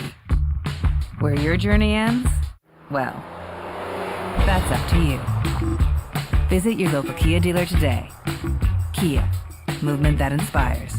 See retailer for warranty details. Always drive safely. Limited inventory available. When you're hiring, have you ever felt like you're missing out on meeting truly great candidates for your roles? It seems impossible to find them, but they have to be out there somewhere, right? Well, they're not hard to find when you know where to go, and that place is ZipRecruiter. And right now, you can try ZipRecruiter for free at ZipRecruiter.com/ESPN. ZipRecruiter helps 10 million people with their job search every day. And because these people are actively looking for jobs just like yours, it's easy to find the right person right away. In fact, 4 out of 5 employers who post on ZipRecruiter get a quality candidate within the first day. But if you're not using ZipRecruiter, you're missing out. So see what it's like when the impossible is easy. When you go to ZipRecruiter.com/ESPN right now to try ZipRecruiter for free. Once again, that's ZipRecruiter.com/ESPN. ZipRecruiter.com/ESPN. Never miss out on great candidates with ZipRecruiter. Serving contractors, builders, and homeowners in the tri-state area since 1987, Brooklyn Window & Door is New York City's largest stocking dealer of quality Andersen window and doors. The professionals at Brooklyn Window & Door will help solve any of your window replacement needs or applications. Visit Brooklyn Window & Door's award-winning showroom to see the complete Andersen product line, including the 400, 100, A&E series. Andersen, built, backed, and serviced like no other window. Visit Brooklyn Window & Door at 185 30th Street in Brooklyn or call 718-WINDOWS. Well, it's just the start of the second half that Boston was hoping for. 8-0 Celtic run, and they've cut a 20-point Knick lead down to 12. It'll be Knick ball out of the timeout, 64-52 New York. It was never going to be as good as what we saw in the second quarter when the Knicks outscored the Celtics 42-14. But now they're in need of a response. They will come out with the same starting five. That's Brunson and McBride in the backcourt tonight, with Bridges, Anunoby, and Towns. Mitchell Robinson still out with left ankle injury management, but Josh Hart is in as he's working through those back spasms. And Karl Anthony Towns revealing on Wednesday that he dealt with a grade 2 right quad strain, but he's still powered through and leads all scorers with 16 tonight. Brunson brings it across midcourt. It's Towns, top of the arc, faces up on Queta, takes a dribble, hands off to Bridges from the foul line. He finds the far corner shooter McBride. He'll take it and make it. And the 8-0 run is over. Ending the drought.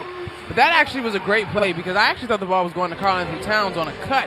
And it went right by his head and straight to the corner. There's so much movement off ball, even from guys who aren't getting the pass in the end, as McBride worked hard to get a hand in there to a reset pass near midcourt. He tipped it out of bounds near sideline. 3 minutes gone by in this third quarter. 13 left on the shot clock. That's a 15-point Knick lead on the McBride three. That's his first make. He was 0 for 5. Brown up top. Left elbow, dribbling with his left hand. They leave him alone, so he pulls up for 2 and front-rimmed it. We've seen a couple teams over the last few years implement the don't guard Jaylen Brown strategy as a jump shooter. Brunson for 3 right wing, buries a 3 off the dribble. Back-to-back 3-pointers for the Knicks. They're back up 18. Welcome to the 3 party for both McBride and Brunson, as those are their first 3s of the night. Brunson was 1 for 11 from downtown this season before connecting there.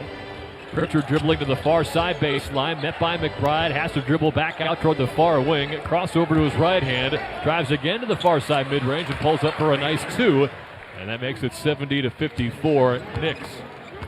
8:15 remaining in the third quarter, It's Towns setting up at the top of the arc against Queta. Between the legs dribble, passes to Brunson at the top of the key, leans into the foul line, hook pass right wing Bridges, dribble to the right elbow, pull up 2, very short, tip back to him though, kick out Brunson, far corner, wide open 3, it's good! Jalen Brunson's got 2 3-pointers on the last 3 possessions, and the Knicks are up 19. If you got 1, why not 2? Big body Brunson in the building. A catch and shoot corner 3. He only got 2 catch and shoot attempts per game last year. He had 7 catch and shoot 3-point tries on Wednesday. From right to left go the Celtics. Back in a 19-point hole. Brown at the foul line. Left elbow off the dribble. Rainbow jumper drained it over Anunoby. It's 73-56 Knicks. 7.5 to go in the third. Jaylen Brown, a tough shot maker, but the Knicks will live with it tonight. He's 4 out of 10. Bridges gallops to the right side of the paint, stopped at the block, but then poked away from behind by Hauser. It's out of bounds right baseline. Knicks will keep it, 15 to shoot. Pritchard and Queta check out for Boston. It will be Simons and Tillman on the court, along with Hauser, Brown, and White. Knicks obviously still staying with the starting lineup from this particular contest. Ooh, I thought that was going up by Deuce McBride coming to the corner off the inbounds. Got it to Towns instead at the near wing. It's back to that right corner for McBride. Pick and slip with Towns. Will keep his dribble though. McBride matched up with a taller Tillman near wing. Left wing pass for Bridges, and he cans a 3 off the catch. Mikal Bridges joins the 3-point party. Knicks have caught fire from downtown. They're at 41%. It is a 20-point lead again. And right now the Celtics are trading 2-pointers for Knicks 3-pointers. Brown up top. Jab step right, defended by Towns, takes him to the right side of the paint, drive and kick Simons near corner, extra pass left wing for White, and he airballs a 3 over McBride all the way out of bounds left baseline. Philosophically speaking, what number of threes would you be comfortable with the Knicks averaging this season? Philosophically speaking, I will defer to their coach who has given us the exact number. He wants to see at least 40 a night. Right. 40 is the number, so you're good with 40. Yes. Towns, left side drive toward the paint. He missed the floater, but got fouled by Tillman, so free throws to come. Knicks by 26-28 to go in the third. Why do you ask, Monica? Well, because everybody lambasted Boston last year for getting up 48. Yeah, nobody likes Boston. Well, all right, Tyler.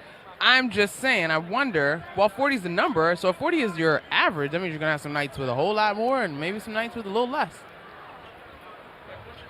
I think the Celtics' issue in terms of national popularity is that they were so absurd with their 3-point numbers. They shot more threes than twos a lot of nights. And the fact that, you know, no one wants to root for the team with the most championships in NBA history. They were somewhat criticized for having an easy path to the championship when they beat the Mavericks in 5. But I think every Knicks fan can agree, we don't care what the path looks like. If this is the year, let it be the year. Yeah, for sure. No Tatum, Halliburton. Dame Lillard's name keeps getting brought up in that group, but the Milwaukee Bucks aren't really on the radar, respectfully. And he's now with the Blazers anyway, as they brought in Miles Turner. Towns gets both free throws, 78-56. Knicks by 22, about halfway through the third quarter. Simons defense! Pressured at midcourt by McBride, and he forced the steal. It's off of the foot of Simons, out of bounds. What a play by Deuce. Man, just really, this is textbook workouts in the summer, workouts at basketball camp, just sliding your feet, stand in front of a defender, being a nuisance forcing the turnover. He's still a plus 11, McBride, even though he's missed 6 of his 7 shots. That means a great defensive night. He's got the ball at the top of the arc, turns the corner, left elbow, keeps driving to the far side of the rim, but he's stopped by Simons. Back up top for Brunson. Pick and pop with Towns. Brunson keeps it near side arc, drives past Tillman. Foul line jumper, perfect. You had great options out of that pick and roll. Obviously, Jalen Brunson has the foot speed advantage over Tillman, but if Cat wanted to, he also probably could have gone and posted up Derek White. Although he's been a multi-time all-defensive team. 24-point Knick lead. Tillman top of the arc, closed out by Anunoby, got rid of it to Brown on the right point. Spins to the foul line. Help defense from Anunoby, took it away. Ahead to Bridges, 2-on-1 with Brunson. Back to Bridges, and a right-hand alley-oop is tipped off his fingers, and Simons comes away with the rebound. JB had the right idea in terms of rewarding his guy. Just too much traffic there at the rim. Hauser missed a transition 3 at the top of the key. Brunson Inside out dribble on Hauser, left point. Now a screen from Towns up top. Walks into a right wing three. Missed it short. Rebound Bridges. Out to the left wing for McBride. Knicks reset. Inside to Towns. Poked away from behind by Hauser. Got it back and then lost it again as Hauser got some arm but a lot of ball too. 5:08 to go in the third. Knicks by 24. Simon stripped by Brunson on a drive, but he got it right back and laid it home to make it a 22-point game. Inbound to McBride. He will speed across midcourt from left to right.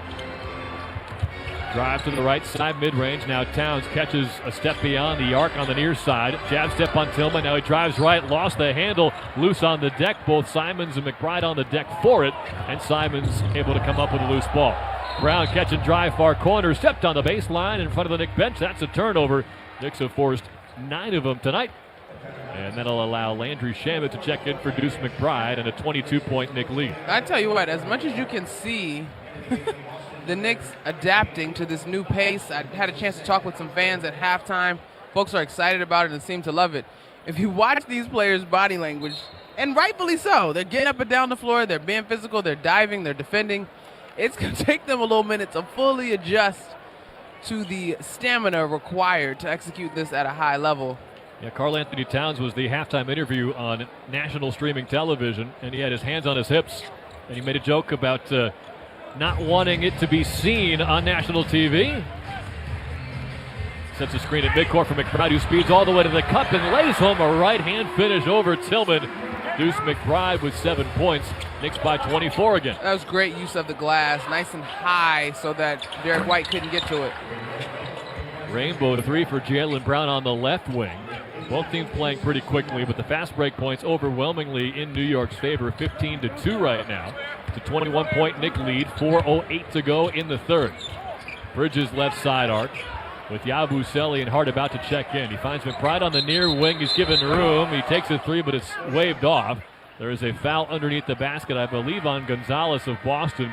It was tangled up with Karl Anthony Towns. Now, listen, this is no harm, no foul in the case of the Knicks at least, but I would have liked those guys to do a better job of acknowledging the mismatch here and getting the ball to their big guy. Cat will come out, though, along with Deuce McBride. Your 5 on the floor for Mike Brown is Brunson, Hart, Bridges, Shamet, and Yabusele. We've seen the smaller lineup used a couple of times tonight. Yabusele is 6'8", playing the center. Swinging around the perimeter, far corner pass picked off by Gonzalez, intended for Hart, and Hart actually fouled him, reaching for that loose ball. So it'll be Celtic possession. Knicks by 21. It's 82-61 with 3:52 to go in the third. Kyler Kolek comes in now for Jalen Brunson. The Knicks actually have been doing a really good job of holding on to the basketball. 7 turnovers so far in the contest. Now it's Derek White bringing it across midcourt, defended by Bridges. Finds Simons left side arc. He's got Hart on him. Inside to Brown, mismatch against Landry Shamet. Powers to the rim and banks it home. Heard the Knicks talking after that make, trying to get the ball inbounded quickly. Good defense from the Celtics, slowing down New York a little bit. Yabusele, a step inside the left perimeter, will hand it to Hart, or at least he tried to. It's blown up by Gonzalez, who's shown some impressive defense in his NBA debut. Loose ball tipped back to Kolek at midcourt with 3, defended by Brown. Left wing poke free. Gonzalez came in, got it back, did Kolek, but then a shot clock violation.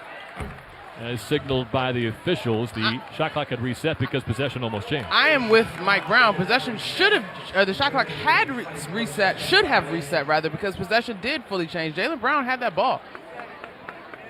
Kolek got it back momentarily, but apparently Brown didn't have it long enough, so the Knicks do turn it over again. It's a 19-point game approaching the final 3 minutes of the third. Derek White dribbling at midcourt. Celtics from right to left in the green unis tonight. Top of the arc, Chris Boucher. Ball fake. Now he gets it to Simons on a dribble handoff. Simons to the right point, defended by the bigger Yabusele, using his quickness to get around him, but he airballed a leaner from the far side mid-post. Hart rebounds, runs. Shamet right wing. Thought about a 3. Forced a pass into Yabusele. It's stolen by Gonzalez. The kid can play some defense. 19-year-old from Spain, Hugo Gonzalez. Transition 3, Derek White left wing, flanged off the front rim, no. And then a foul is called on Jaylen Brown, who pushed Josh Hart out of bounds as they fought for the rebound. You don't colloquially back spasms. And his back just went straight into a very expensive camera lens underneath the basket to our left. Timeout on the floor, 2:29 remaining in the third. The Knicks have an 82-63 lead. The Celtics playing much better since halftime, but they've only trimmed 1 point off of New York's halftime lead. 2:29 to go in quarter number 3. Knicks by 19 in the second game of the season. You're listening to New York Knicks basketball on ESPN New York and the MSG Radio Network. It doesn't matter if you're running drills at the park, playing pickup on a Saturday, or sinking the final putt. When you compete with your friends with Michelob Ultra on the line, competition isn't that friendly. The trash talk, next level, and the stakes, oh, those are crystal clear. With only 95 calories and superior smooth taste, it's the ultimate trophy. Superior is worth playing for. Michelob Ultra, superior light beer. Enjoy responsibly. Copyright 2025, Anheuser-Busch Michelob Ultra Light Beer, St. Louis, Missouri. You live for this. The wins, the losses, the slam dunks, and the buzzer beaters. The dream that this is your team's year. Hope, it's what keeps you coming back. So you represent with anticipation and with pride. Because when everything's on the line, your support means everything. That's why the NBA Store is here to support you. Check out the largest selection of official NBA gear at nbastore.com. A Fanatics experience. For over 160 years, businesses from Montauk to Manhattan and beyond have trusted Dime Community Bank for all of their banking needs. Their cutting-edge digital tools let you manage your accounts, monitor cash flow, and make payments on your schedule. Whether you're at the office, on the road, or working late, you'll have secure access to everything you need right at your fingertips. Wherever your business takes you, they've got your bank. Ready to experience banking that moves at the speed of your business? Visit dime.com to learn more. Member FDIC, Equal Housing Lender. If you've been injured on a construction site, then you need a lawyer who knows New York's unique labor laws. At the Parisman Firm, they have decades of experience handling construction accident cases and a proven track record of delivering huge results. Their team has already recovered nearly $1 billion for hardworking New Yorkers. From scaffold accidents to slip and falls and equipment failures, they've got your back. Call the Parisman Firm now at 718-WORKERS. That's right, 718-WORKERS, because your case is their cause. Get the justice you deserve today. Knicks in control here, late third quarter, 82-63 with 2:29 remaining before the fourth. 19 points from Jalen Brunson, 18 from Karl Anthony Towns. More than any other Celtic. You got Brown and Hauser tied with 15. I wish everyone at home could hear the in-arena tunes. We are jamming tonight. Anyway, to your point. We have crowd mics. I'm sure they can hear it a little bit. Come on, y'all. Wiggle your shoulders. Get excited. It's a good time so far here in the Garden. 16 bench points tonight, which is fantastic. There's 35 on Wednesday versus the Cavs. And the free throw line so far in these two games, Nick's doing a great job of getting to the line. Anunoby had his mind on a dunk, but he's blocked by Keita at the rim. Loose ball comes back to him in the right corner, but he's short-armed a three. Boucher actually got that block. He comes away grabbing something on his hands, wrist, arm perhaps, but he's still in the game. Celtic ball from right to left. Simons on the high side wing, hands to the corner for Gonzalez. Drives the lane, lefty layup, dropped it. He got around Josh Hart, and the rookie from Spain has 4 points. It's a really good take by Gonzalez. He did a great job using angles there to avoid getting a shot blocked. Yabusele out high, closed out by his fellow former Real Madrid basketball standout, Hugo Gonzalez. Kolek drives past him, one-arm pass to the right corner, and Hart's three is blocked by Boucher out of bounds. Mitchell Robinson style. 101 seconds to go in the third. It's still Nick Ball, but only 5 to shoot. As Josh Hart gets warmed up into the season, even for him, that's a pump fake. Allow that defender to blow by. He's playing with that splint on his right ring finger. Landry Shamet inbounds to Yabusele on the near side arc. 4 to shoot, 3 to shoot. Now he realizes it, drives to the foul line, pass to a cutting Kolek, and he flips up a reverse layup before the shot clock sounds. What a play. Those two. That's an excellent example of the chemistry and the trust that is continuing to be built with this group in the Mike Brown era. That's the headiest play I've seen from Tyler Kolek, and he's a very smart player. Got it off just in time. He was underneath the hoop, had to spin it acrobatically with some English off the window. Knicks by 19. 1:08 to go in the third. Kolek got his hand in there and stole a pick and pop pass at the top of the key. Now it's hard on the other side. Straight on for Kolek. Into the right corner. Anunoby, pump fake, jab step, dribble drive on Boucher. Then he threw it away, open for a kick-out pass up top for Kolek. Transition three, Pritchard missed it short left wing, and then a whistle and a foul on the rebound as Shamet pushed over Gonzalez with 52 seconds left in the third. The Knicks still had a foul to give. And Kolek doing some traffic directing, if not coaching out there, slapping hands with OG Anunoby, who just committed that last turnover. The Knicks really are committed to this running, though, and that's a good sign. The only problem is I have to talk a lot more than you, Monica. You are rocking and rolling in our new era. I usually enjoy listening to the things that you have to say, and we'll find a way to get that going more often as the year goes along. Left elbow pump fake from Brown, picked up his dribble, tough fadeaway over Anunoby. That never had a chance with Anunoby's defense. Now it's Hart galloping ahead from left to right. Knicks ball up 19. Towns thought about a straight on three, passes right to Kolek. Will attack the left side of the paint now and got fouled by Simons. That is the fourth team foul on Boston, so no more to give on either side. I just like that the Knicks really trusting anybody to bring the ball up the floor. You run the lanes.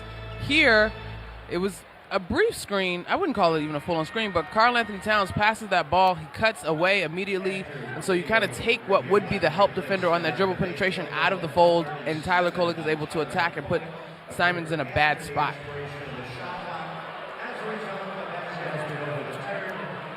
They went back and reviewed that acrobatic Tyler Kolek reverse layup at the end of the shot clock, and they have correctly ruled that he did not get the shot off in time. So they're going to trim off 2 points for the Knicks total. It is 82-65. 17-point game. 28 seconds to go in the third quarter. 15 seconds to shoot. Inbound pass to Anunoby, open for the alley-oop, but it's tipped away by Boucher, who points at his bench before running back down the floor. On the other end, Gonzalez got a layup tied up by Shamet, and then Brown tipped the rebound out of bounds. It's New York basketball. Brown hates the call, but the Knicks will take over. Shot clock is off. They lead it 82-65 as they hold for the final possession before the fourth quarter. Double team on Kolek right side, gets it to Hart, driving kick, far corner three, Shamet waved off because of an offensive foul. He nailed a three in front of the Celtic bench. I believe Karl-Anthony Towns was clearing out a defender off ball, and that nullifies the three-pointer. That stinks. Karl-Anthony Towns, he gets his off arm out. It wasn't even really like a full-on screen, but he and Boucher are sort of tied up in the rebound battle, and so when Boucher breaks to guard that corner shooter, what did they call it? The little extra arm nudge on the part of? Yeah, I think maybe he grabbed him on the arm. And remember, Boucher just blocked a Josh Hart three, so he was looking for a block on Shamet. Jaylen Brown at the foul line, pump fake, shot at the buzzer, no, too strong, and the Knicks will take a 17-point lead into the fourth quarter.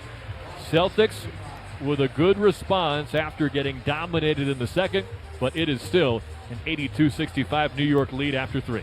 And the Knicks are shooting 37, almost 38% from the three-point line. A number of guys have gotten involved in that category as well. Again, it'll be interesting, Tyler, after 5 games or so to look at the pace metrics and see exactly where the Knicks stand in terms of pace of play in the league rankings. But I continue to say that pace isn't just about up and down. It's also the rhythm that we're seeing develop in the half-court set. Got you a quick look at the out-of-town scoreboard brought to you by your local Kia dealers. Tight one between two teams that have a chance to contend in the Eastern Conference this year. Atlanta leads Orlando 105-103 with a minute to go. Down in Florida, you got Milwaukee beating Toronto by 6 after the Raptors blew out the Hawks by 20 a couple of nights ago. Cleveland will likely get their first win of the season. They lead Brooklyn 108-88. And then Detroit has a 7-point halftime lead over Houston, who put up quite a fight on opening night against the Oklahoma City Thunder, a double overtime loss a couple of nights ago. The Knicks' next opponent, the Heat, leads the Memphis Grizzlies 92-54. Oh my goodness. As the Grizzlies enter their next era. That's your out-of-town scoreboard brought to you by your local Kia dealers. Discover what happens when rugged capability meets true performance. Learn more at Kia.com. Kia, movement that inspires. Knicks by 17 after 3 quarters. New York Knicks basketball on ESPN New York. And the MSG Radio Network continues after this timeout. This message is sponsored by BetterHelp. BetterHelp therapists have helped over 5 million people worldwide on their mental health journeys. Moments in therapy, like the right question, a safe space to cry, or a small win can change lives. This World Mental Health Day, we're celebrating the therapists who've helped millions of people take a step forward. If you're ready to find the right therapist for you, BetterHelp can help you start that journey. Our listeners get 10% off their first month. Just call pound 250 and say the keyword timeout. That's keyword timeout after calling pound 250. Attention Knicks fans! Looking for infusion care that puts you first? ThriveWell Infusion specializes in delivering cutting-edge therapies for rare diseases, autoimmune conditions like rheumatoid arthritis and multiple sclerosis. Trusted by physicians across specialties, ThriveWell offers private state-of-the-art infusion suites and slam-dunk treatment from their highly trained medical team. From New York to New Jersey and across Long Island, experience care, comfort, convenience, and compassion like never before at a ThriveWell location near you. Find out more at ThriveWellInfusion.com. That's ThriveWellInfusion.com. Saving lives drip by drip. Hoops fans, let's clear the glass. Citywide window cleaning. Third generation, 50-plus years serving Manhattan, Brooklyn, Queens, Hoboken, and Jersey City. Commercial or residential, we go full court with private home cleanings, empty apartment turnarounds, and monthly amenity spaces. Property managers, resident managers, private tenants, book annual or bi-yearly cleanings. We treat your windows like our own. No job too big or small. Get a quote at cwwindow.com. Citywide, see the city like it's courtside. When your team's best players have all been traded and the latest pick is overrated, just raise a glass with a friend or two and tell them more, tell them more, tell them more do. May your team be great and your picks be true, and if it falls apart you'll know what to do. Just raise a glass with a fan or two and tell them more, tell them more, tell them more do. It's a crazy world, so what do? You tell them more, tell them more, tell them more do. Hey! Tullamore Dew Irish Whiskey, 40% alcohol by volume, imported by William Branton Sons Inc., New York, New York. Fourth quarter underway in New York City. Knicks by 17 against the team they denied a title defense last year. Peyton Pritchard, right point three-pointer is good off a nice screen off ball. That makes it 82-68. Celtics have trailed by as many as 24, but they're back within 14. Well, while this lead is comfortable and has been comfortable for much of this ballgame, you know that Missoula is maniacal. I don't think this thing is anywhere near over yet. It's actually an extended 10-0 run for Boston. Deuce McBride can't end it with a right point three. Offensive rebound, Towns. He's got it at the left elbow. Pump fake, one-legged fall away, rolls around and out. And Boucher gets the rebound. Towns still has the game high with 18. Pritchard top of the arc, Kolek on his hip, and Kolek will get called for the foul. As before the Pritchard shot, it is Kolek, McBride, Clarkson, Bridges, and Towns. The Celtics go with Simons, White, Pritchard, Gonzalez, and Boucher. Two relatively small lineups. Inbound to Boucher, tipped away at the top of the arc by Towns, but Boucher grabbed the loose ball at midcourt. If only Mikal Bridges had his head up on that one, he probably could have come away with it. White dribbles in a circle, gets to the right side mid-post, missed a floater. Gonzalez crashes in for a tip layup. He snuck around Kolek, and it's a 12-point game. That's just the fifth offensive rebound of the night for the Boston Celtics, though. Gonzalez, late first-round pick, an impressive showing in his Garden debut. Kolek on the right side, screen from Towns, behind the back pass is picked off by Simons, 2-on-1 with Gonzalez, dishes to Gonzalez, return pass to Simons, met by McBride, and is blocked. Knicks have numbers the other way from left to right. Clarkson left wing, catch and shoot three, rimmed out, offensive rebound, Towns, put back, no, second try, no. Got another offensive board, he'll put it up, and he got hammered from behind, a whistle on Chris Boucher.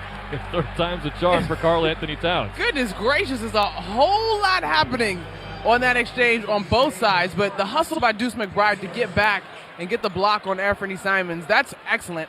I thought this place might erupt one of the louder applauses of the night if Jordan Clarkson had hit that three immediately in return. The hustle play from McBride only possible because Mikal Bridges played that 2-on-1 defensive sequence as well as you could. Just the 3-on-2, 2-on-1 drill, he did it just like they tell you to in the textbook. Was that your favorite one at Georgetown? Least. You said your least favorite was running up the Exorcist steps. Oh, okay, that was just no basketballs involved. I see. 3-on-1, 2-on-1. Yeah, 3-on-2, 2-on-1 is probably my least favorite basketball drill.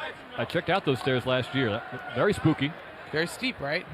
The power of Christ compels you. Towns at the right side rim. He made the first foul shot. 13-point Knick lead. He takes his time. Lines it up. Rattles that one in, so he's 9 of 10 from the stripe. He's the first scorer to get to 20 points. That snaps a 12-0 Celtic run. 14-point Knick lead, about 2 minutes gone by in the fourth quarter.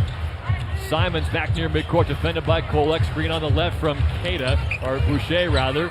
Simons drives inside, and a tough fadeaway is good from about 12 feet on the high end of the paint. It's important to note that with this lineup, Anthony Simons is in a reserve role for the first time in a really, really long time in his career. He started his last 205 games. Yeah, last 3 years in Portland.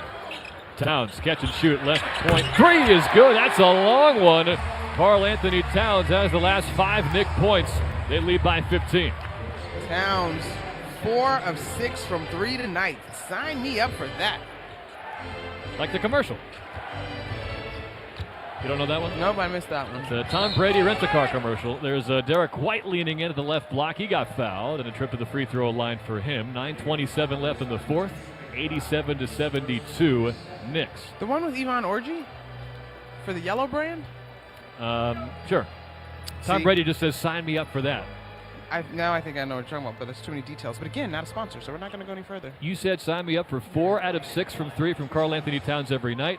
I agree, because he had his best three-point shooting season percentage-wise last year at 42%, but only took 4.5 three-point attempts a game. 6 a night, obviously an upgrade, and nobody was concerned that he went 0 for 5 from 3 in the preseason, but it certainly feels nice to Nobody see him. was really loud. But it's fine. I get it. Nobody was really loud. Yeah. Yes, there was a little bit of concern, I guess. Yeah. But 4 of 6 from downtown, 23 points a game high for a guy who's not fully healthy. Karl Anthony Towns has been listed as questionable the last 2 games with a right quad strain. Well, he definitely picks up where he left off from last season with those 58 double-doubles. He's got a double-double tonight, so that's back-to-back to start this fresh young season. After the free throws, it's a 13-point game, and now the Knicks turn it over. Tough pass along the far sideline. It's off the right fingertips of Bridges. 13-point game again, 9:11 remaining in the fourth quarter. Simons powers to the foul line, reach in by Clarkson. They'll call the foul. That's 3 on the Knicks. So here's the thing, though. We all have seen 20-point leads are nothing. 13-point leads are not exactly comfortable either. With 9 minutes to go in this one, I'm sure that Joe Mazzulla is just like, just get it to 10, and it's a ball game. And so the Knicks need not to contribute to that with turnovers and silly fouls. And they will say that Simons was going up, so his first free throw is off the back rim. Jalen Brunson was sitting on the end of the bench, but after that last foul, he took a trip about halfway up the bench, and he's sitting between Chris Gentz, the offensive coordinator, and his dad, Rick. Second free throw is good, 87-75, about 3 minutes into the fourth quarter. Now Brunson will check in at the next whistle. Towns straddling the left side perimeter, goes to the elbow, foul by Boucher, continuation, and no, they'll say it's on the floor. Boucher is signaling.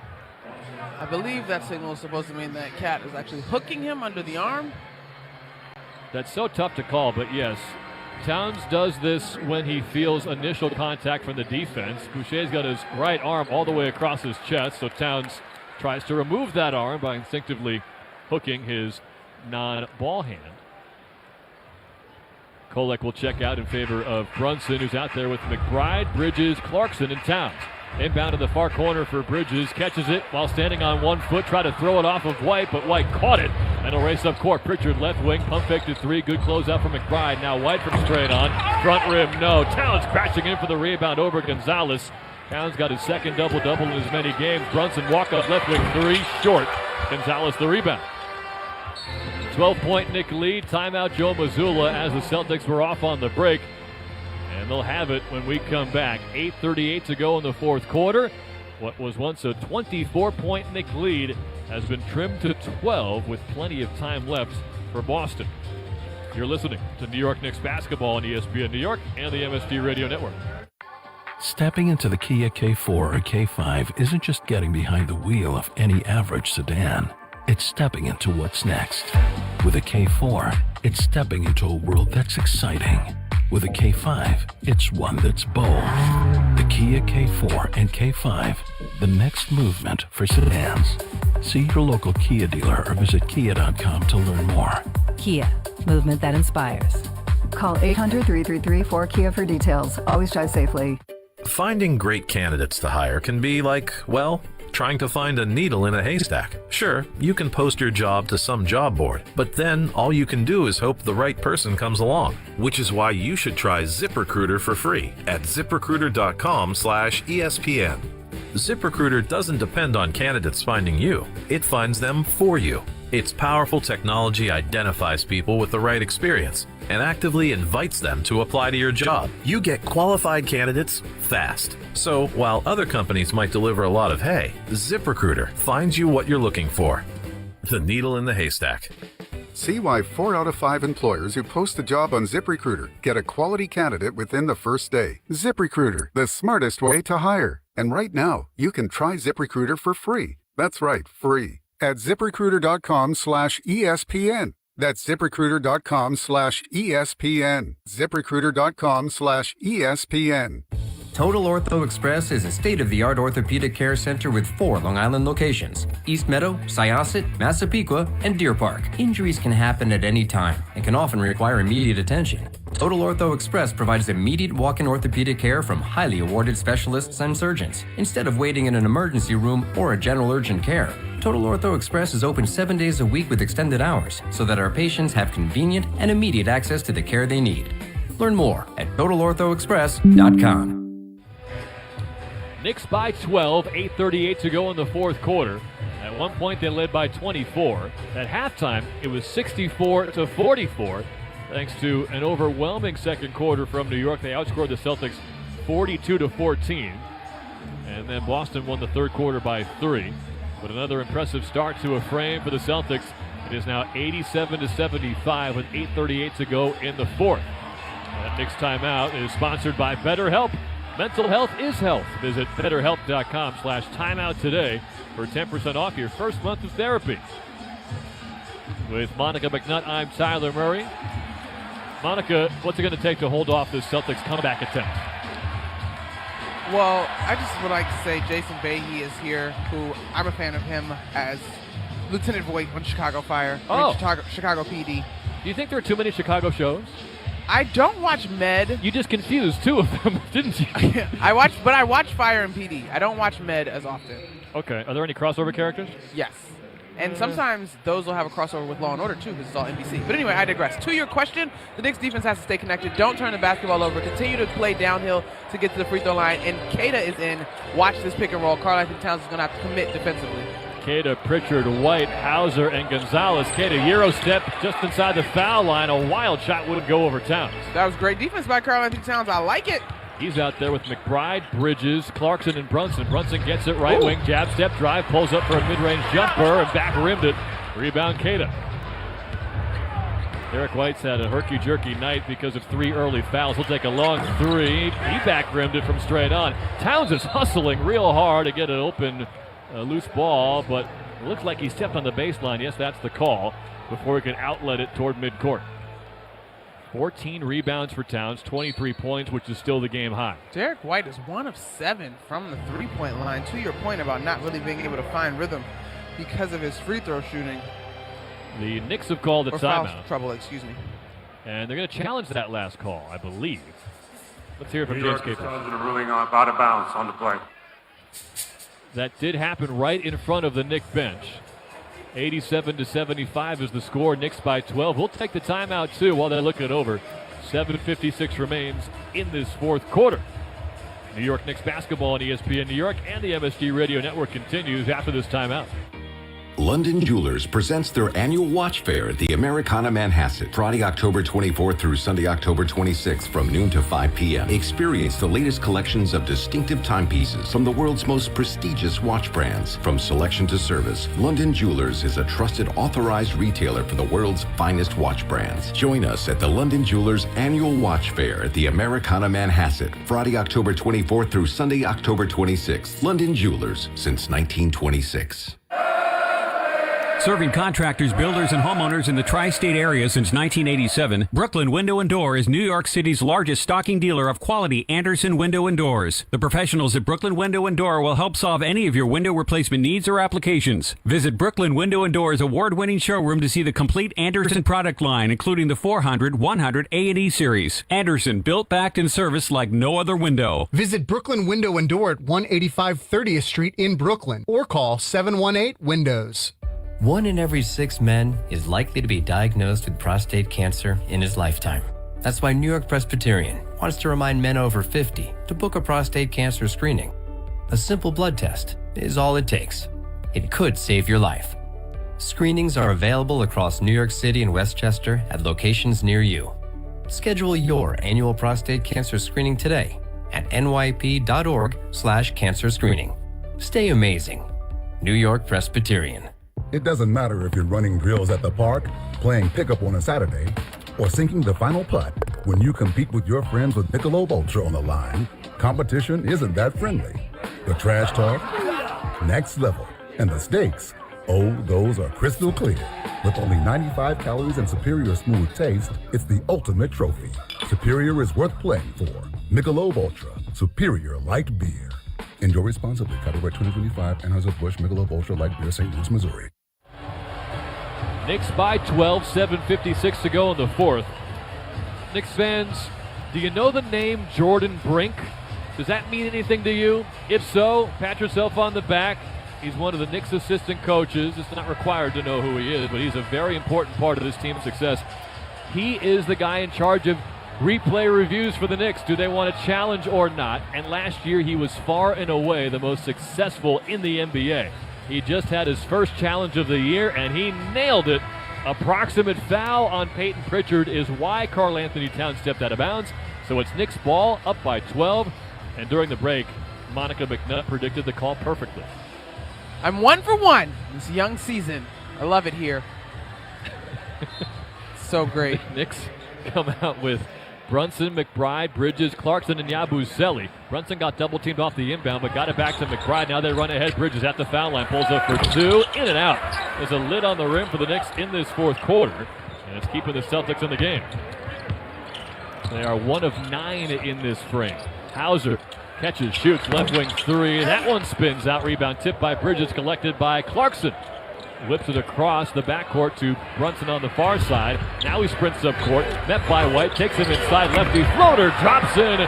Tough bucket for Jalen Brunson, who winds up on the ground. 14-point lead. He gets that one to go in a crowd of green jerseys. Long 3, Pritchard, no. Front rim from the left wing. Offensive rebound, Queta. Kick out White, right wing. Now left wing, off the dribble 3 for Hauser. It's perfect. And the Celtics hanging around. It's back to an 11-point game. You got Gonzalez. This rookie is very heady, just picking up Jalen Brunson full court, and Bridges will bring it over. 11-point game, 7 minutes to go. Right block, Brunson shows the ball to Gonzalez. Turnaround jumper, short, but he got fouled by Gonzalez, who puts his hands in the air in frustration. Hauser, by the way, is 6 of 10 from downtown. And the Knicks trying to hold them off. 6:54 to go in the fourth. It's 89-78 Knicks, with Brunson heading to the free throw line. Hauser's been the lifeline for the Celtics from 3. I mean, Jaylen Brown was 2 of 5, but it feels like we haven't seen him in ages in this one. You're right. Picked up his 4th foul in the third quarter. Have not seen him since. As Brunson gets a friendly front rim roll on the foul shot. Here's Jaylen Brown. He's going to come in for the center, Neemias Queta. So right now, I honestly could not tell you who's playing the 5 for Boston. I guess it's Jaylen Brown. Well, I think they could go Jaylen Brown, Hauser, or Derek White guarding Yabusele, who is playing the 5 for the Knicks. Second free throw good for Brunson, 91-78 New York. 20 of 21 from the free throw line for the Knicks tonight. Can't be mad at that at all. Celtics 8 of 10. Hyper small lineup for both teams. Oh, boy. As Brown went down off ball, guarded by McBride. Drive from Pritchard, kicks to the far corner. White was stripped by Clarkson, took it away but dribbled off his foot. Picked up in the backcourt by Hauser. Brown left wing, drives to the near side of the paint on McBride. Spins, passes to nobody. Out of bounds left baseline, and the Knicks will take over. Well, the Knicks, Mike Brown was actually yelling at the officials, because if the same thing happened a little while ago where the Knicks had a turnover because the shot clock didn't reset, that one should not have reset either. It was pretty similar, you're right. Bridges right elbow, stops, pump fake, leans in around Hauser, back rim, no. 13-point Knick lead, 6:15 remaining. Celtics ball from right to left. Brown hesitates up top, lost his dribble, got it back, defended by Brunson. Left-hand dribble to the elbow, pushes off Brunson, no call, whips a pass to the right wing, now far corner, White pump fake, takes the three and nails it over Yabusele. It's a 10-point game with 6 minutes left. We've seen the Knicks do this a couple times in this new regime where they send the double team when the ball is at the free throw line, but the rotation after the fact was just a half a beat late. Otherwise, it most likely would have been a steal. But credit Yabusele for not fouling the three-point shooter, even though Derek White managed to hit that shot. Celtics, a lot of energy heading to their bench after Mike Brown calls timeout. 91-81. The Knicks have had a double-digit lead since there was 2 minutes left in the second quarter. 5:57 remaining in regulation now. This Knicks timeout is sponsored by BetterHelp. Mental health is help. Visit BetterHelp.com/timeout today for 10% off your first month of therapy. 23 points apiece now for Karl Anthony Towns and Jalen Brunson. Nobody in green has more than 18, and they've all come from Sam Hauser three-pointers. He is 6 of 10. And not a great sign for Knicks fans that Derek White finally got one to go on that last corner shot. He was 1 for 8 from 3 before that make. Knicks are up by 24 with 4.5 to go in the third quarter. But it's now a 10-point game.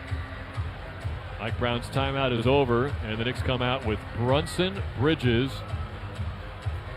They might be making a few more changes. It is Brunson, Hartz, Clarkson, Anunoby, and McBride. So it's going to be Anunoby at the 5 against Jaylen Brown at the 5 for Boston. Well, both of these teams are comfortable in sort of a 5-out set, so what difference does it make? The tallest player on the court is 6'7" OG Anunoby. Brunson and Hart, high pick and roll. Brunson matched up with Hauser, 9 to shoot, between the legs dribble, hesitates, foul line, pull up Jay, in and out. Rebound Hart.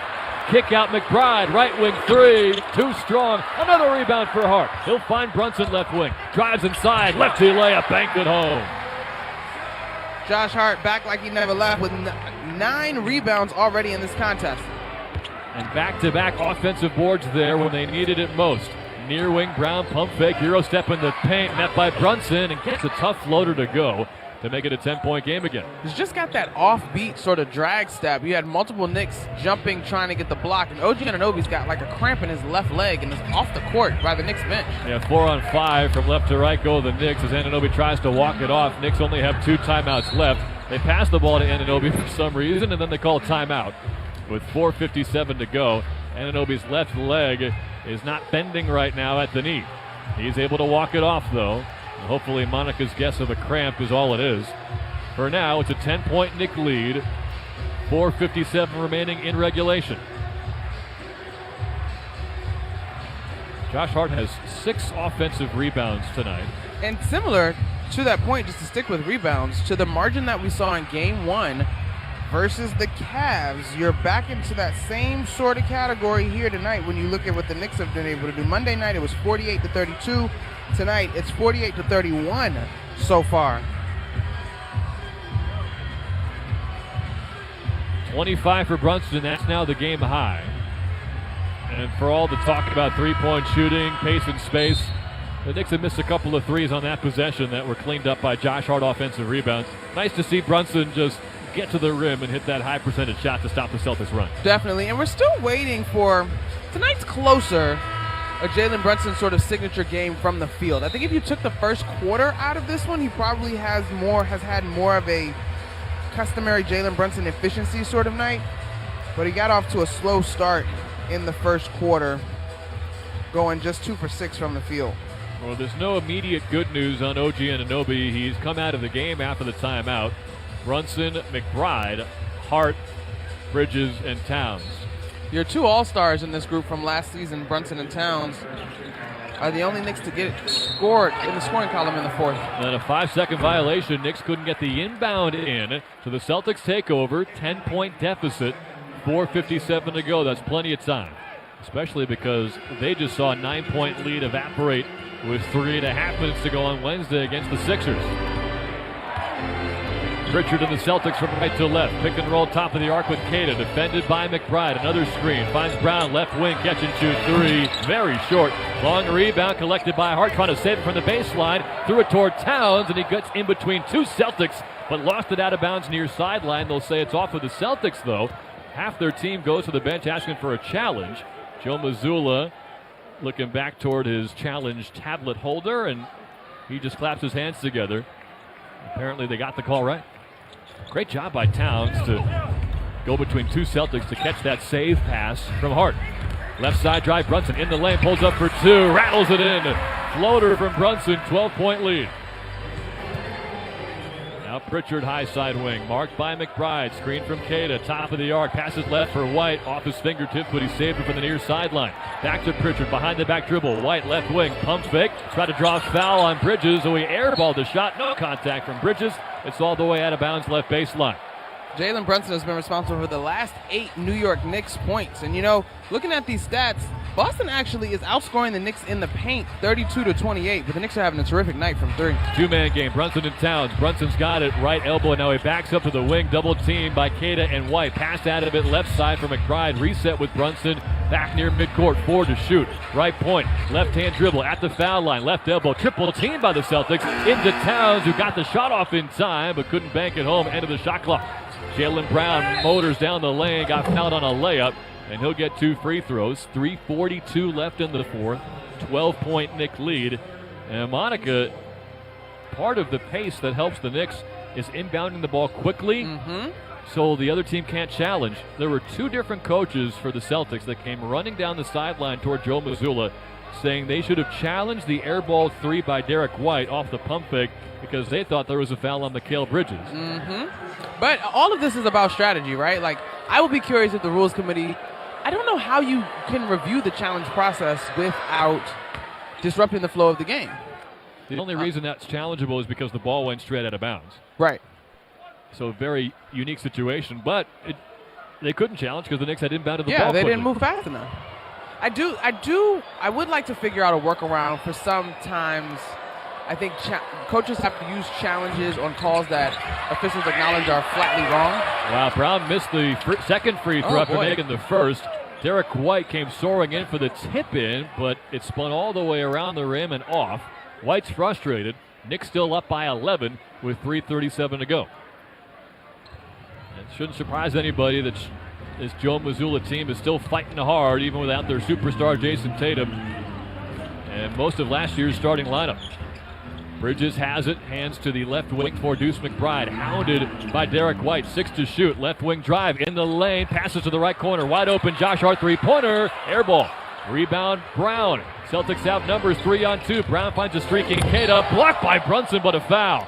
Brunson disagrees, the Knicks do have a challenge remaining. Oh man, okay, number 11 getting up. I do think from this angle it was ball, but let's see on this replay, is there, ooh. I don't know, Tyler. Looks clean to me, Monica. It looks very clean. And what a highlight moment this would be for Jalen Brunson, his first block of the year, perhaps. And Cada has this ball in his hands to shoot his first free throw, so it doesn't look like the Knicks bench support this challenge. He had 8 blocks all of last season, Brunson. Cada, 69% from the free throw line. Maybe part of the equation is they don't expect him to get 2 points out of the trip, but you don't really have that much time to think about challenging. And he missed the second free throw off the back rim. 95-85. Knicks lead the Celtics, who are closer than they've been all half. Brunson left wing. Drives inside. Slip pass to Hart underneath the hoop. Out to Towns. Top of the key. Pump fake. Passes left. Brunson on the wing. Ball fake. Spins on Pritchard. Far block under the hoop. Right corner. 3 from McBride. He got it! Deuce McBride with under 3 minutes to go. Puts the Knicks up 13. McBride hits just his second 3 of the night. But I really love the way the Knicks are forcing the issue of getting the ball into the paint and then spraying to find those shooters with hands that are ready to shoot and knock down those Jays. Every bucket's so big for the Knicks at this stage in the game as Brown attacks the rim left side and hits a layup over Towns to silence the crowd and make it an 11-point game. 2:28 left in the fourth. Now Josh Hart across midcourt with the help of a Brunson screen. He'll find Towns top of the arc. Cut to Brunson. He catches at the right elbow. Nowhere to go, so he gets a reset handoff from Hart back near midcourt. straight on against Brown, who tried to foul him intentionally, I think. Drive, pass, hooked from Towns. He hung around the bottom of the rim and came on the other side. 13-point lead again. Streaking down the court, Derek White. He'll softly dunk it in to make it an 11-point game again. 2 minutes to go. Ooh-wee. Knicks are moving. Towns with 25, Brunson with 27. And now they will foul Towns near midcourt, which will send him to the free throw line. So that last possession, I'm not sure what Brown was trying to do. It looked like he just wrapped up Jalen Brunson, an excellent free throw shooter. They didn't call it, and then Brunson ran the two-man game with Towns underneath. And then Keita just grabbed across Towns' body 40 feet from the basket. He's going to get 2 free throws. Knicks by 11, a minute 54 to go in the fourth.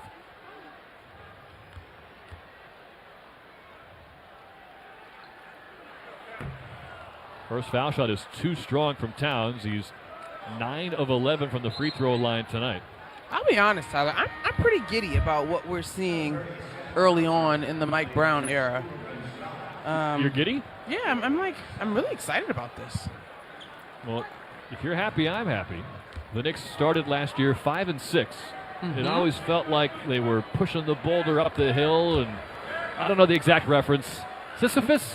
What? I'm being told. Oh. I'm being told I got that right. I'm like, what's wrong with the boulder up the hill? That was a great reference. What are you talking about? Okay, gotcha. But right now, watching this team play offense, it's like they're cruising on a bike downhill. But my concern is Jalen Brown knocks down a 3 on the left side of the floor, the right side of the floor, excuse me. But my concern was that they were going to lose defense, but they haven't. And so I know 2 games in, I get it. But I really like this. I'm excited to see where this is going. And still 90 seconds left in this game. Knicks by 9 after the Brown 3. He's got 23 points to lead Boston. Brunson has it just across midcourt. 5 to shoot. 3 over Hauser right wing. He nailed it. That might do it tonight in New York. 12-point Knick lead, a minute 20 left. And Jalen Brunson kisses 3 fingers to the crowd. Derek White, pump fake, takes a 3 straight on, draws a foul on McBride and nails a 3. Wow. Well, it's a 30-piece for Jalen Brunson. That 3 from White gives him 15. And with a free throw, he can make this an 8-point game. Oh, man. Deuce McBride pulls his hands away. I got to see. He got a little hot stove touch, as they call it, in there before he could get his hands out of the cookie jar, so to speak. Yeah, that's one where it's probably marginal contact, especially because White nailed the 3, nothing but net. Missed the free throw, though, off the front rim, and Hart gets the rebound. So it's a 9-point game with 68 seconds to go. Near side arc, McBride double team by Brown. Got rid of it to Bridges with a minute to go. 7 to shoot. Finds Hart, far corner. Trying to drive on White. Spins at the elbow. Turnaround fadeaway from the foul line. Very short. Rebound Brown. 48 seconds to go. Celtics still pushing. Down by 9. Top of the arc. Brown thought about a 3, and then he passed it out of bounds instead. Yikes. The Celtics have looked disjointed tonight in a big way.